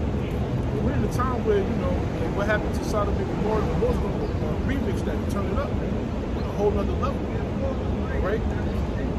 So all you people out there that want to continue to add to the world, take away, hey, them places gonna come upon you, especially when the nuclear missiles melt you away. Okay? It says, the words of the Lord is not going to return unto him void. Basically, it's not, the Lord ain't going to be empty here. Things are going to happen, things are being fulfilled. Right? When that thermonuclear fire comes, you're going to know that Yahweh Shema Shah exists. Okay? And the prophets have been warned. It says, woe is me, who will deliver me in those days? And this is Ezra's having a vision of that thermonuclear destruction. And for us that are back in the incarnation, we understand what's going on. Through the spirit of Papa Yahweh Shema Shah, we know who's going to save us. It's our power, man. Okay? The Lord said, it says, trust in the Lord and lean not to thy own understanding. Okay? Outside of that, you're gonna be with the congregation of the dead. So the only help you're gonna receive is from on high. And that's if you believe in Yahweh Shema Shah. Only the elect is going to fulfill that, especially in this lifetime. Okay? I'm sorry. Oh yeah, definitely.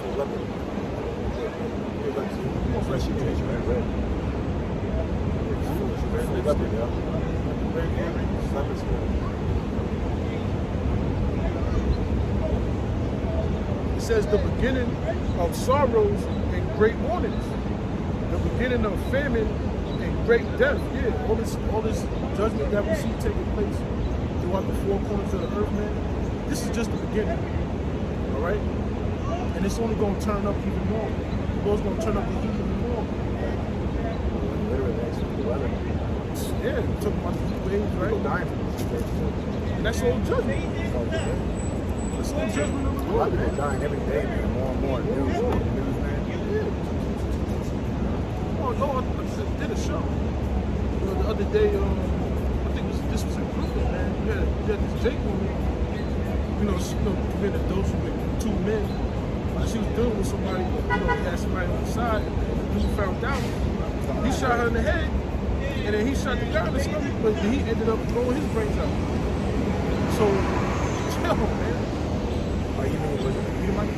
Nah, it was Jake. Because I saw another one. There was like an Edomite. I guess this I ex got got the married. video. Yeah. Oh, I saw the picture. I know the story about that. It was like in Europe or something. Yeah, Right. they just showed a picture, but it was like blurred out. Just saw a picture. Yeah, the dude was on the floor, and the guy, ex came and shot his new husband in the head, right in front of her, and he shot himself.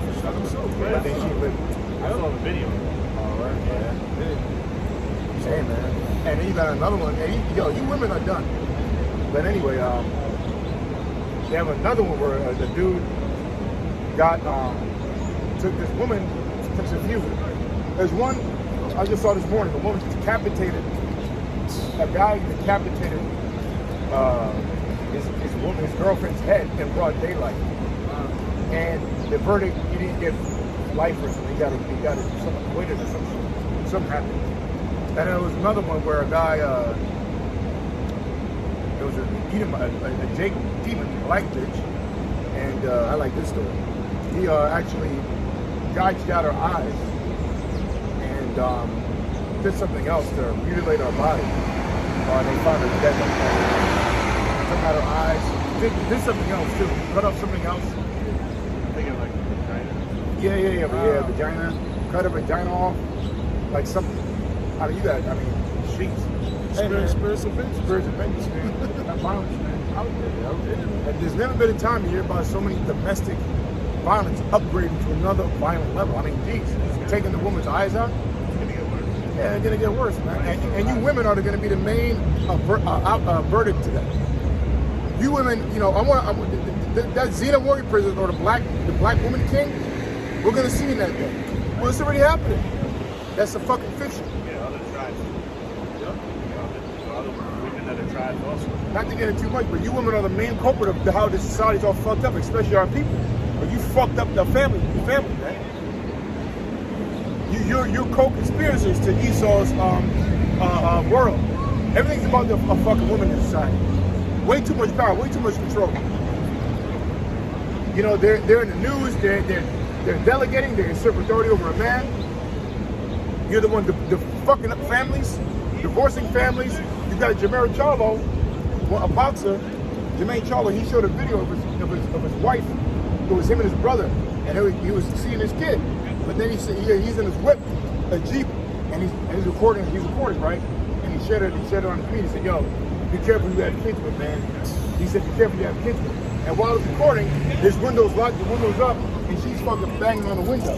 Like, motherfucker, that's my shit, motherfucker. That's my shit. And she's kicking the fucking, and he's recording, like, he's calm, he's like, see, be careful you have kids with, man. Kicking the window, then she went to the other Jeep, kicking the door, kicking the windows in, trying to kick it in. You women have freedom to do whatever you want now, but that's slowly going away. I saw another video, a woman with a bat, dude was ramming into her car because he was pissed off, and the woman, while the guy was ramming her car, I guess it was a boyfriend or something, she was taking a bat and bashing the windows in, right? And cursing him out. Motherfucker, this, that, getting the person's face. Being in town, all of that is always bring a heavy judgment. And these men ain't taking. Oh, another one. I'm sorry. One more. Dwight Howard. He made the news this week. Dwight Howard. He was. But he did some kind of good though. There was a video. He's making his son work hard. So there's a video. His son is like on a what do you call it? Some kind of exercise, like the walking thing or some mountain climber thing. And he's pushing his son. And his son said, "I can't do it. I can't do it." And he said, "Go ahead, son. Keep going. Keep going. Now, you stop till I tell you to stop. You keep going. I can't get it. I can't do it." So he's crying and shit. He said, "Keep going. Keep. I'll tell you. You stop when I tell you to stop." He keep crying. He's like, "I can't. I can't."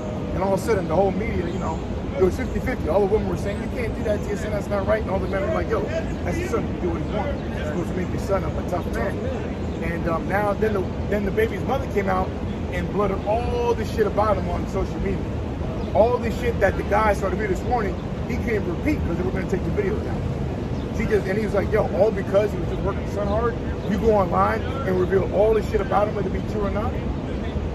And it was like there was no purpose for that, man. And he was just he thought he was doing something positive, which is positive, but in this sensitive world, you know. Train up your son to be able to. Yeah, it's that mark of for you. In this kingdom, in this captivity, you can't enjoy your kids. Right. And it's a woman who's really behind that shit. Right, because they're given power by Esau. You know? Right? Which goes into prophecy. We're saying Jeremiah when it says a woman shall surpass a man. This is what happens when you give too much liberty to women. It destroys, which is on purpose. It's all done on purpose because their whole agenda is to destroy the family structure, which they've succeeded in that. Hell, right on time, well. Yep. Yeah, because you have mentioned about the heat wave, right? And we went into something else. But that's I got it's gonna be a real ultimate heat wave coming very soon, right? And I got it right here, right? It's gonna be the heat wave, the end all heat waves here in America. It's Malachi 4:1. It says, "For behold, the day cometh that shall burn as an oven, and all the proud, yea, and all that do wickedly shall be stubble. And the day that cometh shall burn them up, saith the Lord of hosts, that it shall leave them neither root nor branch."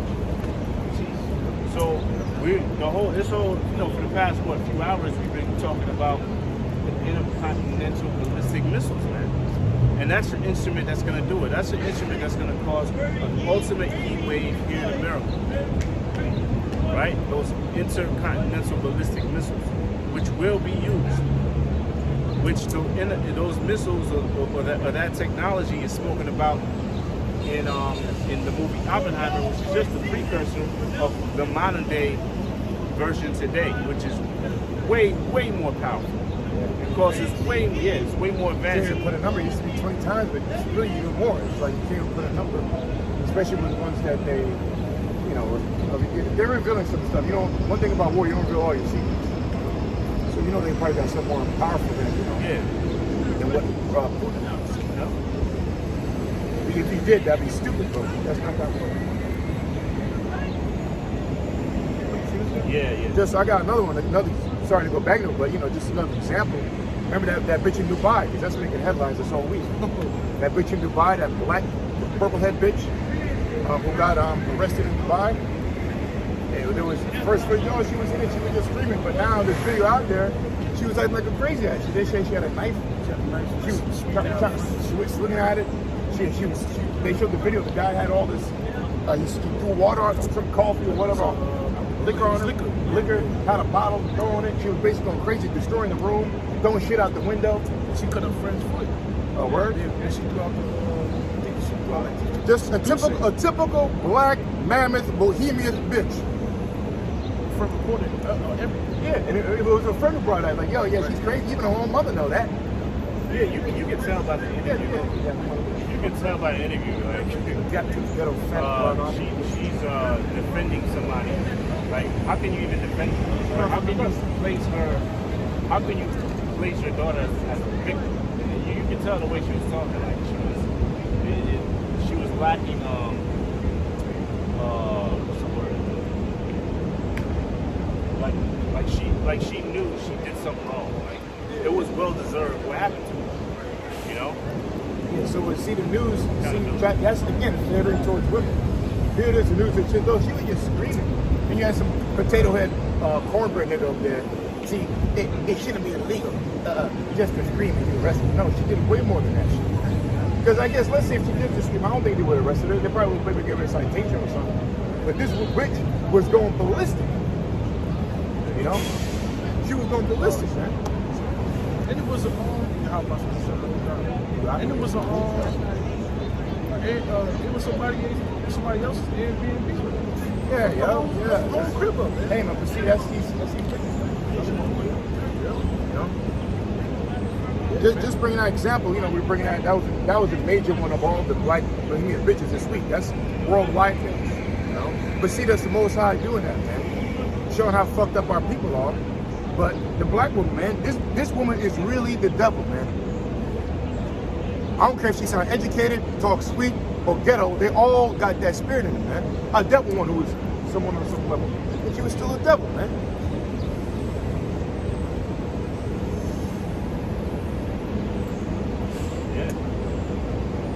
All the don't forget all the rest of them, you know. They still got Latino women devils, Native American women devils. See, our women are just cursed. But we know the queen to be is the leader of them is a nigga woman, man. You know. All right. It's Isaiah 3:12. It says, "As for my people, children are their oppressors, and women rule over them." It says, "O my people, they which lead thee cause thee to err." That's really talking about Esau. Esau number one. That's twofold. Fuck. Wow. That's really talking about Esau. You know, because we are born. Esau comes out of the nation of Israel. Read that again, brother. Isaiah 3:12. As for my people, children are their oppressors. Who are the children of who are the oppressors? Well, first of all, who is the oppressor? Well, the ones who are doing oppression, which is none other than the Edomites, right throughout history, the conquistadors, the Indian Removal Act, right, slavery. That's a clear oppression, a clear example of oppression, especially in the society. We're still oppressed in this society, right? But guess what? These people who are doing the most oppression on the man, guess what? They're our children because they come from us. Edomites didn't walk the earth first. No pale-skinned, blue-eyed, blonde-haired demon didn't walk the earth first, right? Adam and Eve weren't so-called white people, man. But you want to know that by looking at these movies. When they go, I was looking at something they were talking about. I was looking at something on Stoicism, and they're going to Marcus Aurelius and I forget the other names. All the fathers of Stoicism. They showed all Edomites, man. Those were Jakes. See, and when you go in history, they just show all nothing but Edom. You know, these fucking devils, man. Those are Jakes, man. You come from us. We from your stupid ass. And tell me if I'm lying that you have a couple. You have like a black black couple, not black, but a melanin couple. And they have kids. One could be dark skinned and one will look like an Edomite, man. That has happened. That has happened more than one occasion. And guess what? It's recorded in the Bible as what? Jacob and Esau. So it happened, man. You notice that never happened with white parents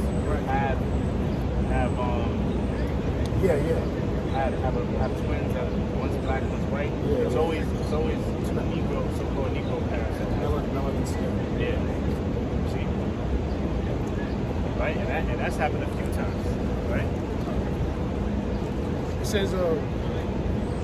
It says, "As for my people, children are their oppressors, and women rule over them." That's right. Women rule over them. We're at the time, like what it says, a woman should compass a man. You know, in the society, they even say, commercials and advertisement and TV. Look at that. Everything's, I should say, is geared and commercialized and promoted for women. TV ads, commercials, society, well, the cities. It's called the metropolitan, right? If you break down the word metropolitan, I forget it really goes back to basically a feminine women's society. Because women like cities, men like the wilderness. That's our natural instinct. That's why women so-called think they don't need a man, because these cities, everything's attainable and available. But when you're in the woods, in the wilderness, or in the outskirts, you have to actually do work to get your food. Hunt. And only men are built to hunt, search out food, survive the harsh seasons. Protect women. You know? Protect their women. Protect their women. Yeah. My father went on a trip, took my stepmother out, and then she's complaining over there in the islands that she didn't want to deal with it. It was too much. He was doing the elements too much. He didn't want to deal with it. The bugs, the beat, the sun, and all that. But my pops was fine. Just an example of that. It says, "O my people, they which lead thee cause thee to err and destroy the way of thy paths." That's right. And read that part again. It says, "O my people, they which lead thee cause thee to err and destroy the way of thy paths." Yeah. And who leads? Well, who's leading you towards this? I'm sorry. Read that. It says, the way of thy paths. it says, "O my people, they which lead thee cause thee to err." Cause thee to err, which is err what? Sinning, going off. All right. And who's leading you? Well, who does Jake follow? Who's those people of Israel? Who do they let lead them? None other than the American government, which is controlled by the Edomites. And people who controls the American government? Well, none other than Edomites. For you to sit in a seat and delegate things and legislate laws and lead people, the people who are leading the people of this society, right, of this democracy, so to speak, are Edomite people. Right? They're the ones in your senates and your president. You know who else leads them? Like the scripture says, not only Esau, but women lead them. Man. See? That's why in Jeremiah it said, a woman shall surpass a man. They're like the head of the house. Yeah, right. I got to take with my woman. Yeah. Secret man. When they want to buy a car. My woman won't allow it. And why and how were they given that liberty through the legislation and the freedoms given to them by their right?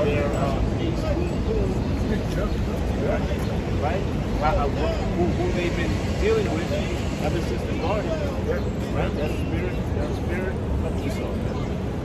Yeah, but now, yeah, exactly. They're the ones who lead the house now, and then the men are fine with it. But the simps, our nation become a nation of simps. Gladly letting the woman lead, especially up the House of Judah. The movie, Soul Food. Basically, our people they are fine with a matriarch, which means a woman leader. That's how you know you're destroyed. A woman is not built to lead. She's going to lead you to destruction. And that's why we see sort of a shift now where men are getting sick and tired of that shit. And they're taking their aggressions out by killing their women, man. And it's bad when you have no regard. You know the outcome. You're going to go to jail. You know what I mean? That's the only thing to hold a guy with people with that. And really, you shouldn't lose your wits over a bitch. Do anything, but don't go to jail or lose your life over a woman. It says, "And destroy the way of thy paths." Yep. And that's what's happened. They've destroyed the paths of us men, man. This is one of the reasons why the Lord needs to return. He needs to set things right, man. Put things back in order, because under Esau, things have been placed out of order, man. Where he's allowed the so-called Israelite women to be the head of the household, man. Which, like I said, was done purposely to make things out of order and to destroy the family structure, to make it to then in turn, see, everything he does is for his own gain. He didn't want to give women liberty. He just wanted to not only destroy the family structure, but control everybody. Yeah, because they know if you take the father of the house, that you're destroyed. Yeah, that's it. There's so many stats that prove that people who commit suicide, people who fill in jail cells, people who have depression, all the above. There's one common denominator: no father in the house. That's a common denominator. So if you're a private owner of a jail facility, do you want the legislation putting the father back in the house? No, because you won't have a jail system. If you own a psych ward, you want the father back in the house? No, you won't own a psych ward. And so on and so forth. Sex changes, transgenderism, homosexuality. What's the key to that? No father. Now, that's what's going to fix society. Order. But see, this place is out of order. And the first step you do to make things out of order, you separate the two. You know, which is the woman is supposed to be the second estate, and she's supposed to, her responsibility is to guide the house, to make sure the children are fed and are good, and make sure everything's kept up, and even to support the husband, man. Make sure he's okay with food and clothes, whatever have you, so he can do his duties. But you see, like the brother just said, see, the Lord's going to come back and visit me. Everything's out of order in society. And it's a goddamn shame the women have taken to this most, which proves that they have no understanding. You know? They're so warped, they actually think that they score up against men. And find it the hard way, you stand no chance. But they're believing in the first place to square up in the first place. You know, to actually do it. That's insanity, man. But look, that's the power of the devil. You know, he actually deceived. He made the impossible possible.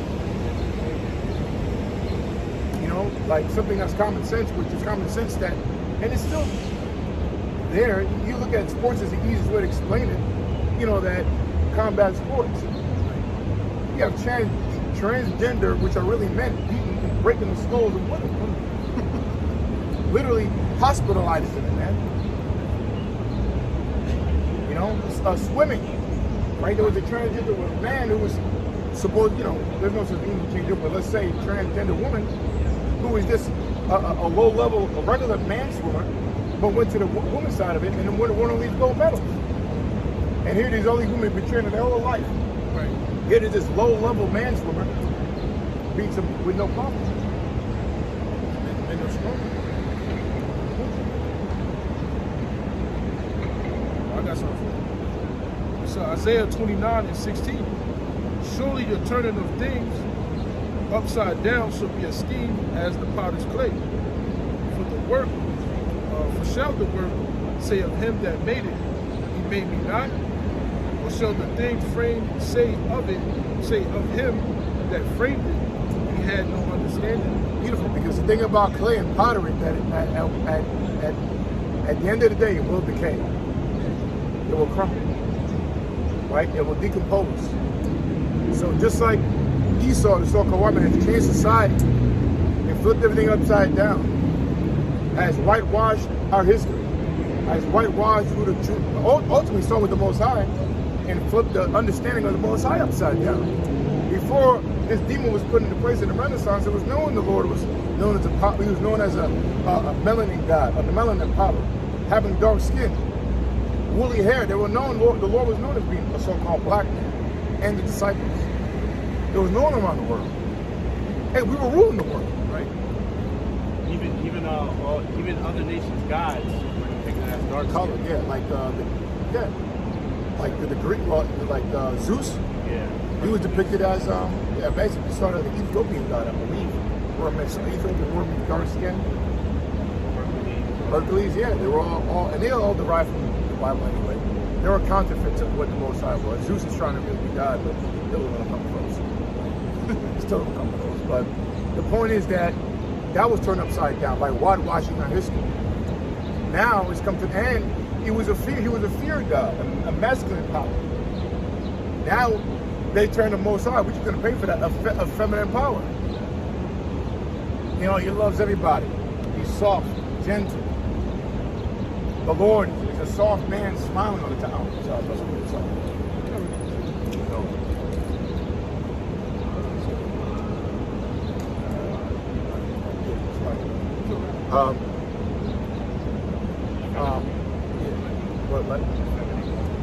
Like a feminine god, a feminine god with the feminine society. See, only the devil flipped everything upside down. You know? But guess what? All these things takes a lot of effort to carry on your lives. And at the end of the day, it's going to crumble. And it's crumbling now by the Spirit of the Lord, bringing out the truth of the ultimate truth. It starts with his dear son and his name and the Father's name upon the nation of Israel. You see, all the things you've done has been done on purpose to prove that the Lord rules in the kingdom of man. You've done things that really can't be reversible, really can't be found out. But see, the Spirit of the Lord has unworked your work in these days, man. He's untangled your work by the Spirit of truth. You can't beat, truth is unbeatable. You can't beat it.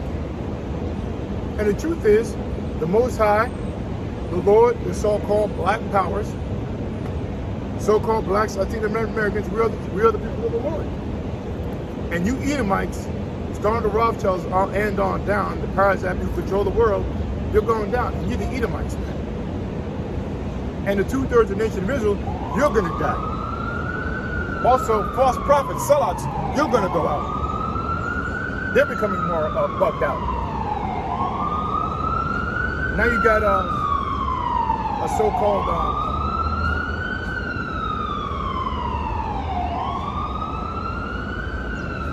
I'm not gonna say their name, but I'll say Alizé, right? You got a drink, Alizé or something? Now you have in their group, that was posted this week by a brother. Now they have proven that they sold out. That they have an online educational course. Now, Oh yes. They have an online program, just like if you were to go to college or something like that. And you see this fucking simple faggot from whatever their group is, holding a pair of books and saying, "Learn the true ways of Israel," and all are welcome, even women. It said. It said all camps of women, which is totally against the truth of the Bible. So you're gonna be dealt with. You can't turn everything that's been turned, and they're sold out. Esau's buying that anyway. Everything you've done, all your efforts you have done to try to do away with his truth, is being undone by the truth of the prophets, by the Spirit of the Lord.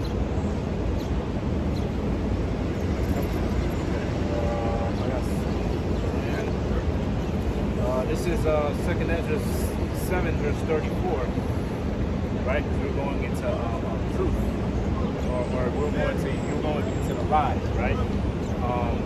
Eventually, those lies are going to be revealed as being actual lies, not right? Because they're passing it off as being truth, right? This is 2nd Ezra 7 and 34. It says, "But judgment only shall remain, truth shall stand, and faith shall wax strong." Right? So eventually the truth is going to come out. Right?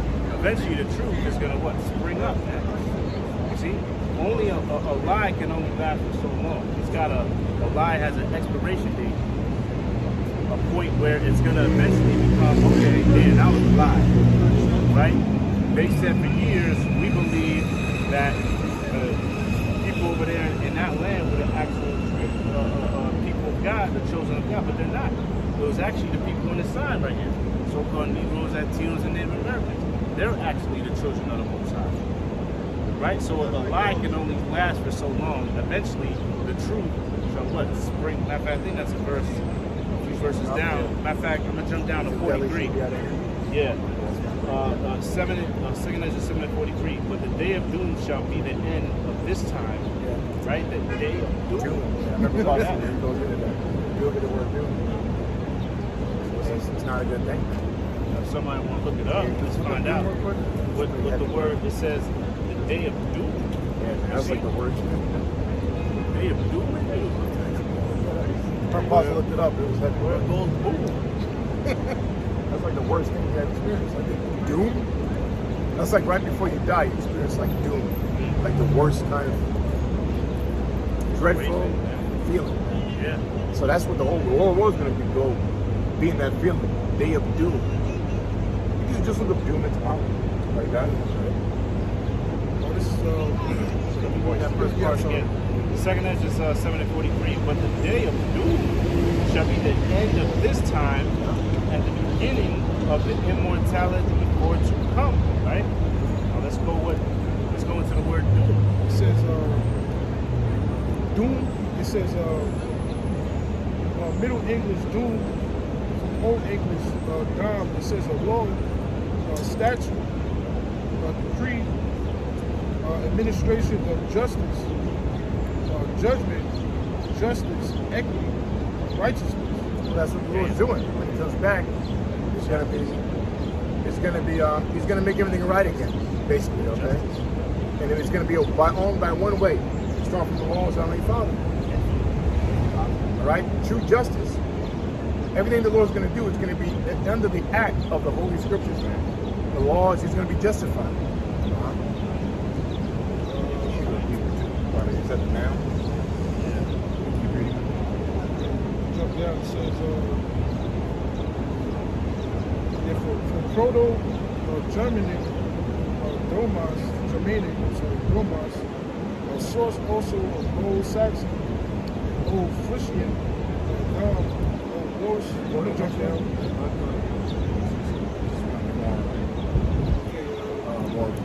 It says to judge, late 14th century, to judge, pass judgment on, condemn to punishment. Or it's judgment. There we go. Yeah, pronouns adverse judgment upon.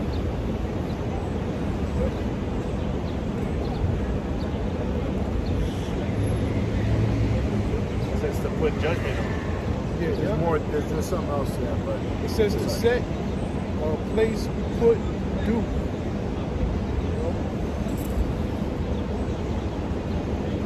Right, so that's what the Most High. So the day of doom, the day of judgment, right? And that's what's going to happen to Esau or Edom,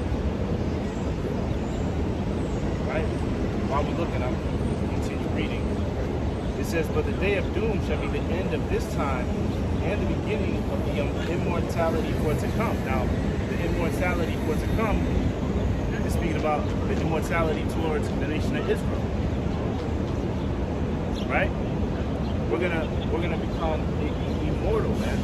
We're not gonna be subdued to our fleshly lust, right? Or succumb to the flesh anymore. We're gonna be succumb to the spirit.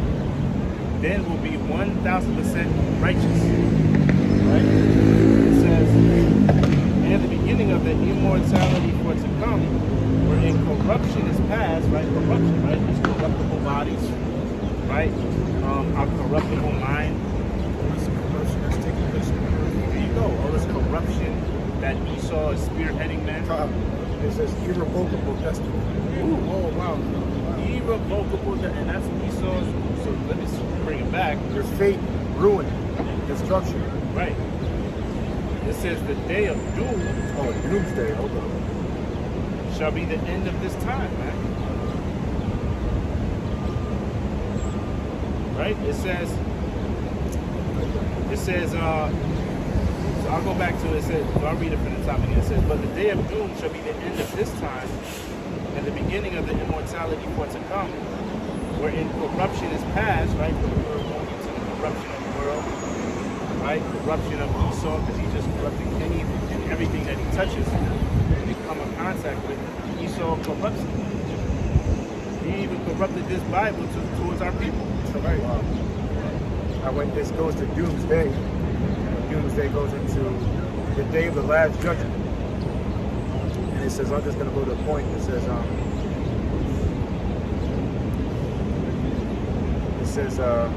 doomsday machine has the name of a hypothetical nuclear bomb powerful enough to wipe out human life. The only thing is, it's not hypothetical. It's literal. Right? That's what the day of doom, the day of doom consists of. How did it say it? It says, hypothetical what? A hypothetical nuclear bomb, right? Oh yeah, hypothetical. A doomsday machine has the name of the hypothetical nuclear bomb powerful enough to wipe out human life. The only thing is, it's not so hypothetical, man. It's literal, man.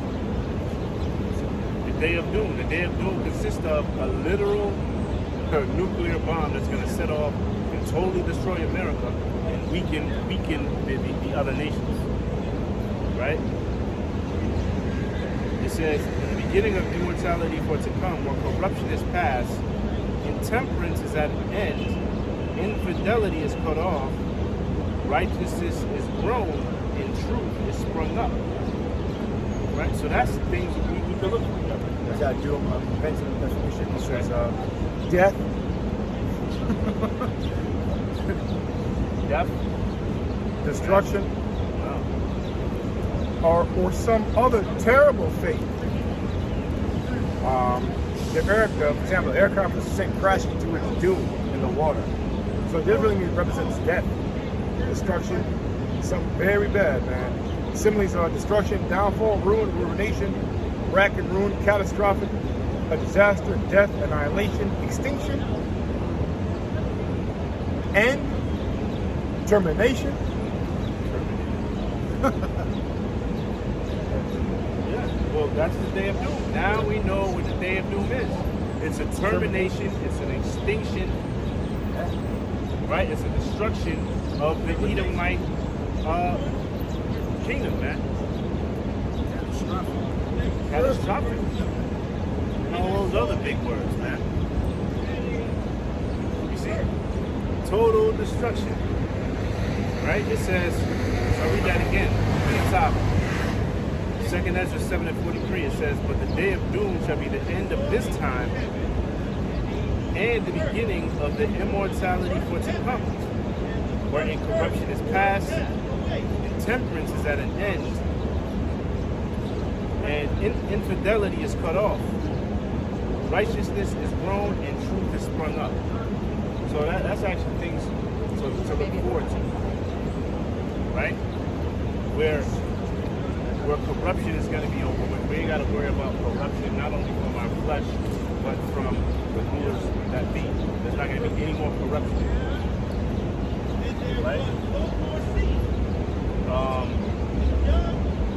Intemperance is at an end, infidelity is cut off, and righteousness is going to flourish, man. What else is, what else other than righteousness is going to flourish? Truth. The truth is finally going to come out, man. Truth of us being the Lord's people. See? The truth of Esau being a devil and being placed in his rightful position, which is under subjection. You see? Right, so these are all good things to look forward to. Oh, yeah.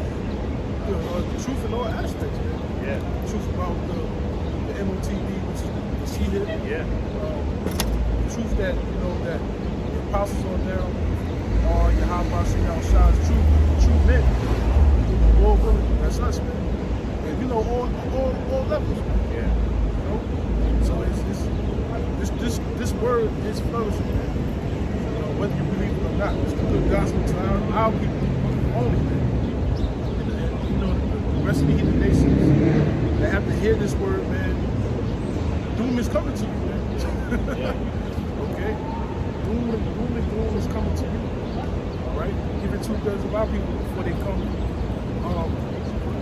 they come back in the reincarnation, so they can be incarnated. All right? This is all the order of Yahweh Shemel Shah. I got something. 2nd Ezra 6:27. It says, "For evil shall be put out, and deceit shall be quenched." Right? Wickedness, okay? Sin. Being in a lawless mind state, okay? Yahweh Shemel Shah is putting an end to all of that. All right, by giving you the warning, right, through the service of the prophets, of what they're going to do before they do on the earth. And the rules and regulations that the so-called Negroes, Latinos, and Native Americans must follow is the instructions of the scriptures, because the Lord gave us laws, statutes, and commandments to follow. All right? Because we're a representation of the Lord in the earth. And you're not fulfilling that. All right? So therefore, look, you're gonna be destroyed, man. You love listening to lies, all right? Yeah, following the devil, being seduced by this damn devil, man. What it says, the righteous are excellent in his neighbor. Woo! Wow. Right above you. Right up. Yeah, it's heavy, bro. Wow. I never seen that. Yeah. Wow. Why do you think of it like that? Because a rainbow represents a covenant from the Lord. That's straight from Yahweh Shemai Shai. Saying that and it deals with destruction. Yeah. That he's not going to destroy the world by water anymore. Now, I never seen a rainbow. Like It's this. not even, yeah, it's going straight with the earth. Right. Wow. See that? He's going to destroy by fire and stuff. And see, that's another thing. Esau has turned flips upside down. Right. Using rainbow as one of the worst things that can be known to man. You know, being a Skittles package. Right. You know what I mean? A floater. A happy people. oh, it's still there. It's still there. That means there's water up there too. So these sodomites that play with that rainbow, man. Oh yeah. That just represents you being destroyed in the first world. You know? Alright? But yeah, man, evil shall be put out. It's being put out by the words of Yahweh Shemai Shai through the servants of the prophets. And you know, speaking things to existence, you know, these words, man, judgment is going forth. Alright? Because why? These people are not obeying the words of Yahweh Shemai Shai. You could be a heathen too. You're not listening, man. You know it's for our people, but look, all creation or all human life is not supposed to be wilding out down here, man. You know? Yeah. There's only supposed to be found. No, the spirit mode. I was thinking that this week. Really, you're right. The whole thing that matters is Israel. All Israel's supposed to be out here doing the work. Right. All Israel is commanded to go out there and prophesy. But only 1/3 is going to listen. It's the thing. Yeah, man. The Lord said if all Israel, every single Israelite would have called the Lord right now to come back, it would happen. But they would go against prophecy. But the Lord's not lying. You see? But shows you right there. Oh, we're all supposed to be doing the work of the Lord as Israelites. All of us. But only 1/3, the prophet said, only 1/3 is going to hearken and listen to the word of the Lord and do the work. That's why they're the elect. And the 2/3, you're going to come back and do it. See, the Lord is just setting up the classes. Really exactly. It has to be. The order is being established as we speak. The heads of the house got to go. Yahweh Shah got his glory. Now the Lord's picking up the gift from the body. Now the kingdom's going to be built for you by the rat called Esau. And you're going to come to a kingdom, a world prepared for you through the loins of the elect. That's right. This is Ecclesiastes 12 and 13. It says, let us hear the conclusion of the whole matter. Fear the Most High and keep His commandments. For this is a whole duty of man. Yeah, and a true man is only an Israelite man. Yeah, really, I'm sorry, all men. Right? Because there's going to be a time in the future in our kingdom, all men will be obeying the laws, no matter what nation you are in, to follow the laws of the Lord, which is really, it's laws, but it's really in tune with nature. Right? These laws are in tune with the ecosystem, the world. It's in tune with truth. Like I always say, the Lord gave me like an epiphany, I explain it. These laws are the ingredients to truth. All right? And what's another one I pick up there? Men. Because duty and honor and carrying the law starts with the man first, not the woman. It's the man of the house who's going to carry on the laws to the household. He's the father of that house. You know? Ecclesiastes 12 and 13, it says, let us hear the conclusion of the whole matter. Fear the Most High. Yeah, this is like one scripture that just sum up a lot of things. And I'm sorry, one more thing before we get to that. It's really Israel, but one more thing. Is that what proves that the whole world's going to know, and all men are supposed to follow this duty, is that what? What are we going to be in the kingdom of Revelation? Kings and priests. We're going to be the teachers. We're going to be the ones teaching the world of the ingredients of truth, which starts with Yahweh Shemai Shai. But really, who has it now? Who has the fear? The fear is the beginning of the commandments. It all boils down to the commandments, which the Lord gave the fear the commandments unto his people. Yep. It says, let us hear the conclusion of the whole matter. Fear the Most High and keep his commandments. For this is a whole duty of man. Just like in Baruch, it says, Baruch 4:1. Yeah. It teaches you the strength of keeping the commandments, right? Which, understandably, it's impossible for us to do in this flesh. But that doesn't make it not true if it's accomplished, right? It's still beneficial. Yeah. Us keeping the commandments for our mind, for our salvation, but really for our body. Right? We got like the dietary laws, right? The Sabbath. Dietary laws directly deal with your body. Even the conduct. Yeah. It's a lot here, bro. Yeah. Absolutely. Your values. That's right, brother. How you are to yourself. That's right, brother. This is really the words that you speak. It's the words of the Lord. That's right. The whole conversation. I got that for you. Baruch 4:1. This is the book of the commandments of Yahweh, and the law that endureth forever. All they that keep it shall come to life, Right. but such as leave it shall die. Right. All they that keep what the laws, statutes, and commandments shall what? Come to life, man. So that's really the strength in those, and it's showing you the strength in those commandments, those laws. It gives us life. That's why Moses laid down the curses, like what he laid down what would happen to us if we don't follow the law. And he also laid down what would happen to us if we did. Now we know the story, we did it. And hence we're in a position we are now. Right? But that shows you the strength in those commandments. You keep it, you're gonna live. You keep it, you're gonna flourish. You keep it, you're gonna have all the blessings.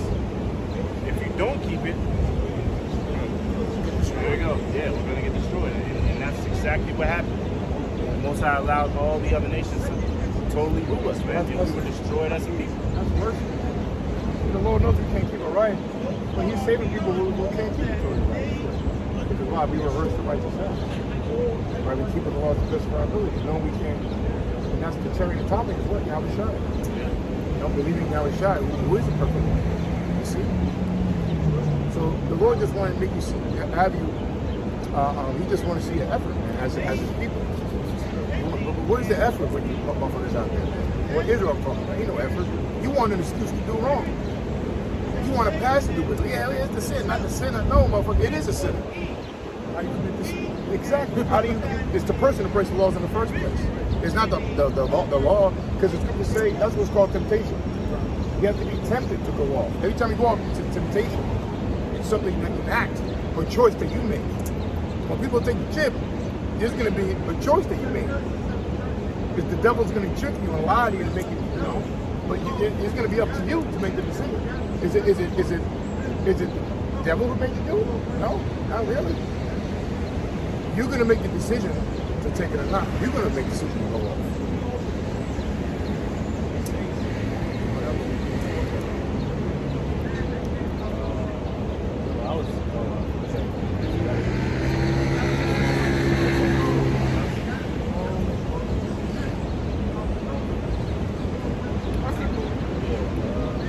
It says, Baruch 4:2, it says, turn thee, O Jacob, and take hold of it.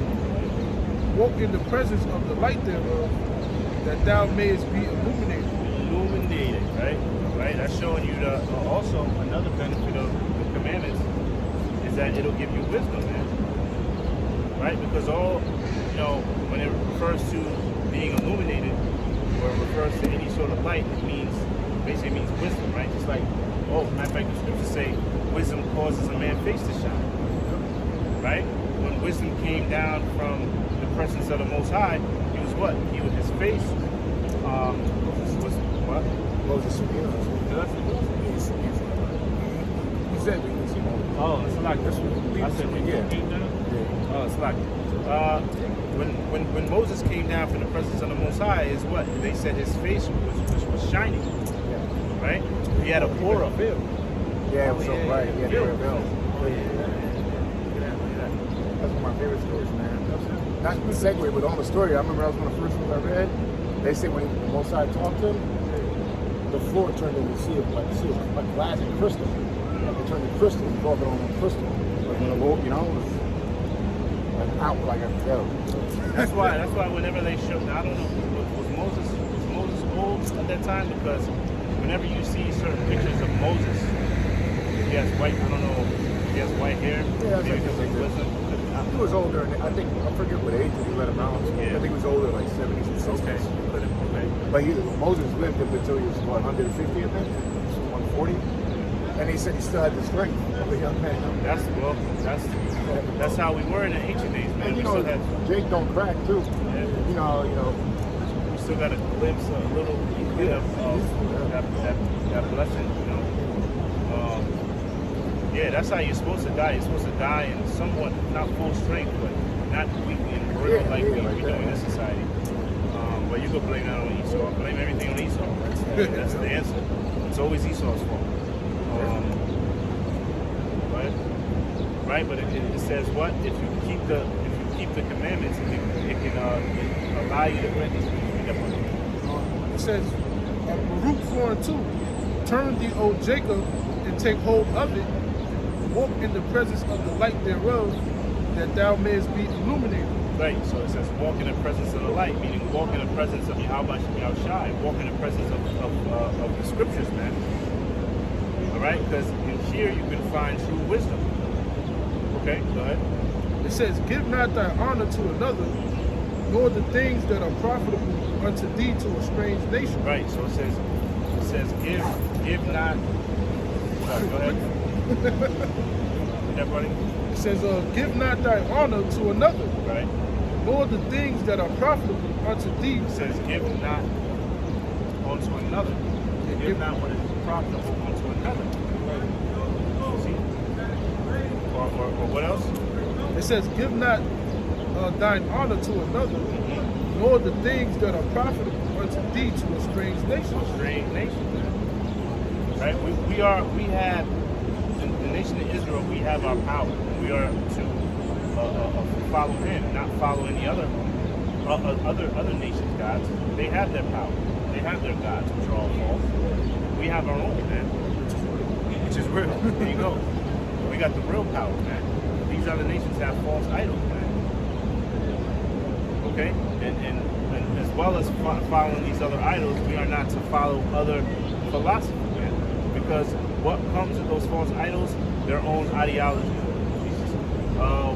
Their own philosophy. Right? And that's an example of what happens when you follow another nation.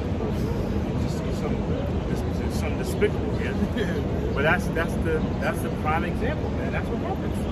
This is why the Most High warned us of this, man. He's the image of the Son. He's actually our Savior.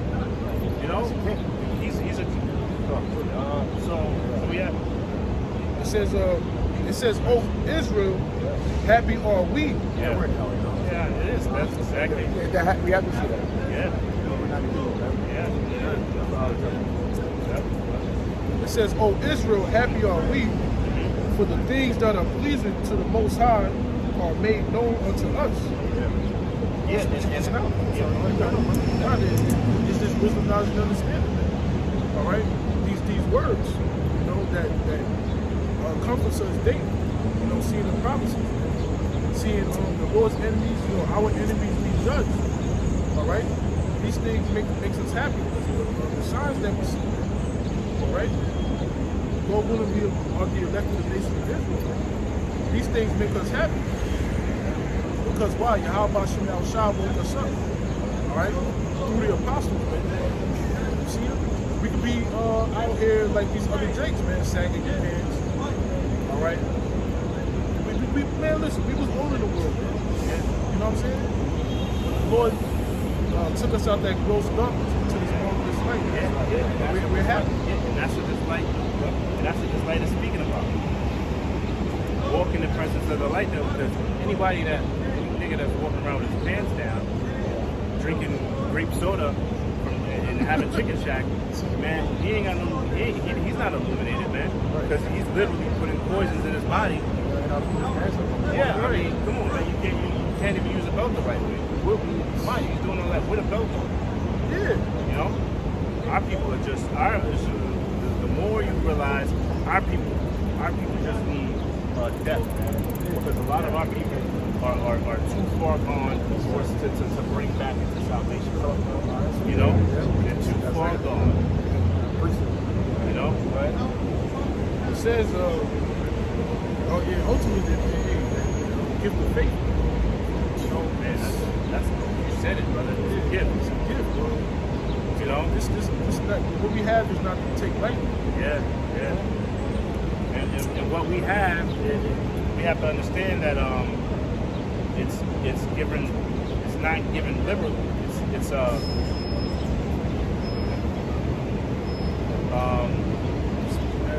Wow, that's a spirit. Yeah.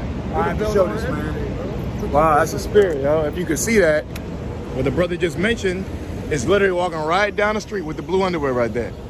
All right, look at that. And he got a belt. Tell me that's not the spirit of your. Hey, call halal Yahweh Shemai Shai, man. You see that? Tell me that's not the spirit, man. Making examples of it. You see? Hey, Jacob, what's grace? Yeah, goodness grace. We You need can't that. make this up. Yeah. A lot of people be taken out. And they will be. We're getting to it, right? So, yeah, so,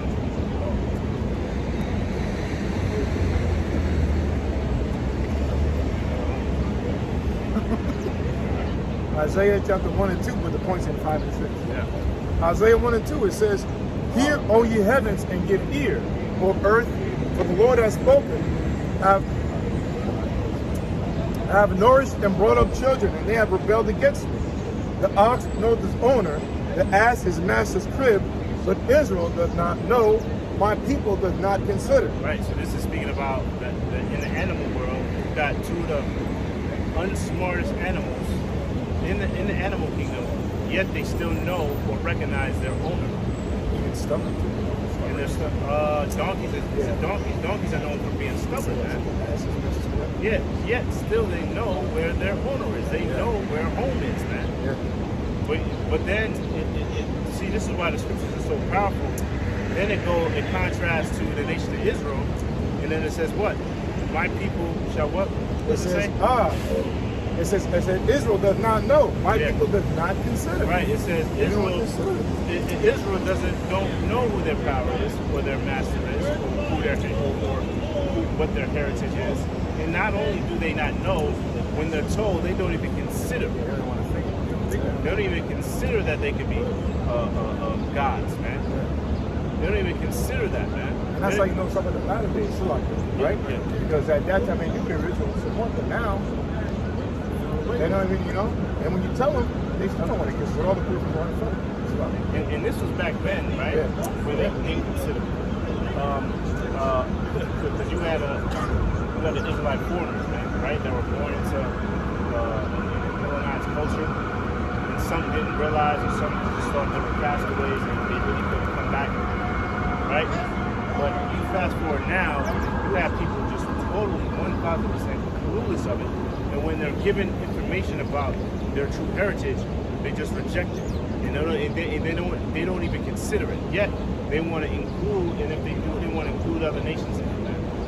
They want to include their so-called master in it, Esau.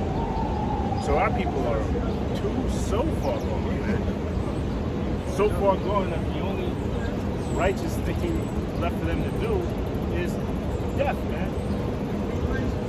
Okay? Go ahead. A sinful nation. Sinful nation, man. Right? We know that sin is what a transgression of the law. Our people are a sinful nation. We understand some sin is controllable or preventable, right? Or I'm sorry, is some sin that we do is uncontrollable, right? Like we might buy some meat and not know it's mixed with, some vow, man. Or something, or something abominable. Or we don't even know how to die. That's strangled or whatever. Yeah, that too. It could be 100% meat that we're supposed to eat, but supposed to be killed a certain way. See? Like you tell me there with the salmon. Oh man, salmon, yeah. I mean, sea, yeah. Fucking big sea storm, like all this shit, right? Yeah. But yeah, that's what It says, it's information of people laden with iniquity, a seed of evildoers, children that are corrupters. They have forsaken the Lord. They have provoked the Holy One of Israel unto anger. They are gone away backward. Right. Point. Yeah. 5 and 6. Why should you be stricken anymore?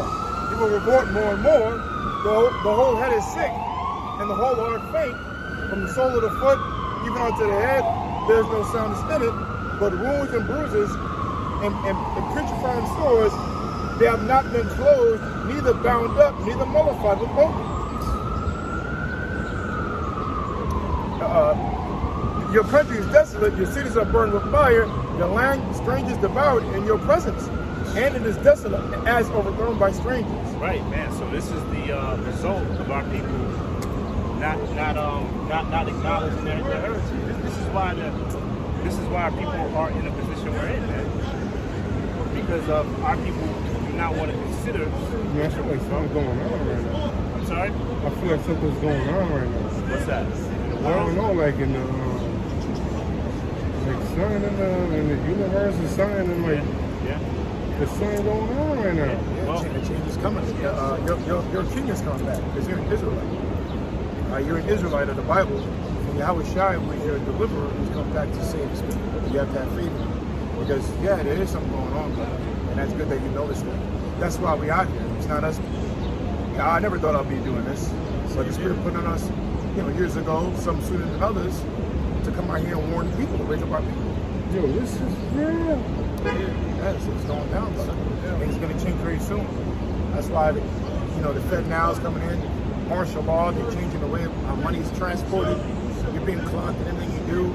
Oh my God. Talk about the central bank digital currency. They want to implant something in you and control you.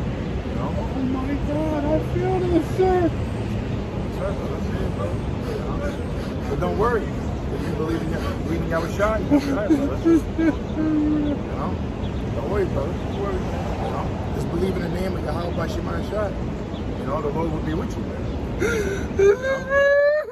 Right? The Lord will be with you. Oh my God. It's not an accident.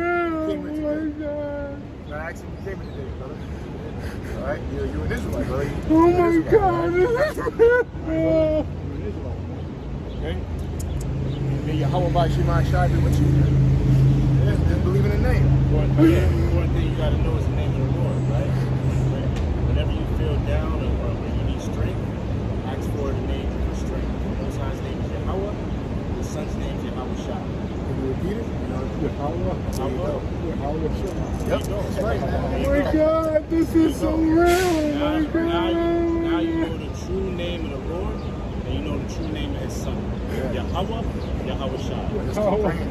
So whenever you're down or when shit hits the fan and you need strength, ask for those names. Yahweh, Yahweh Shai. And we out here, we out here every weekend. God, this is so real. Oh my God. So on that note, close up. I want to say all Oh my God. Yahweh Shai, Bahashem, Karpadash. Alright, shalom. Why do y'all forgive us, Yahweh Shai? The last Oh my God.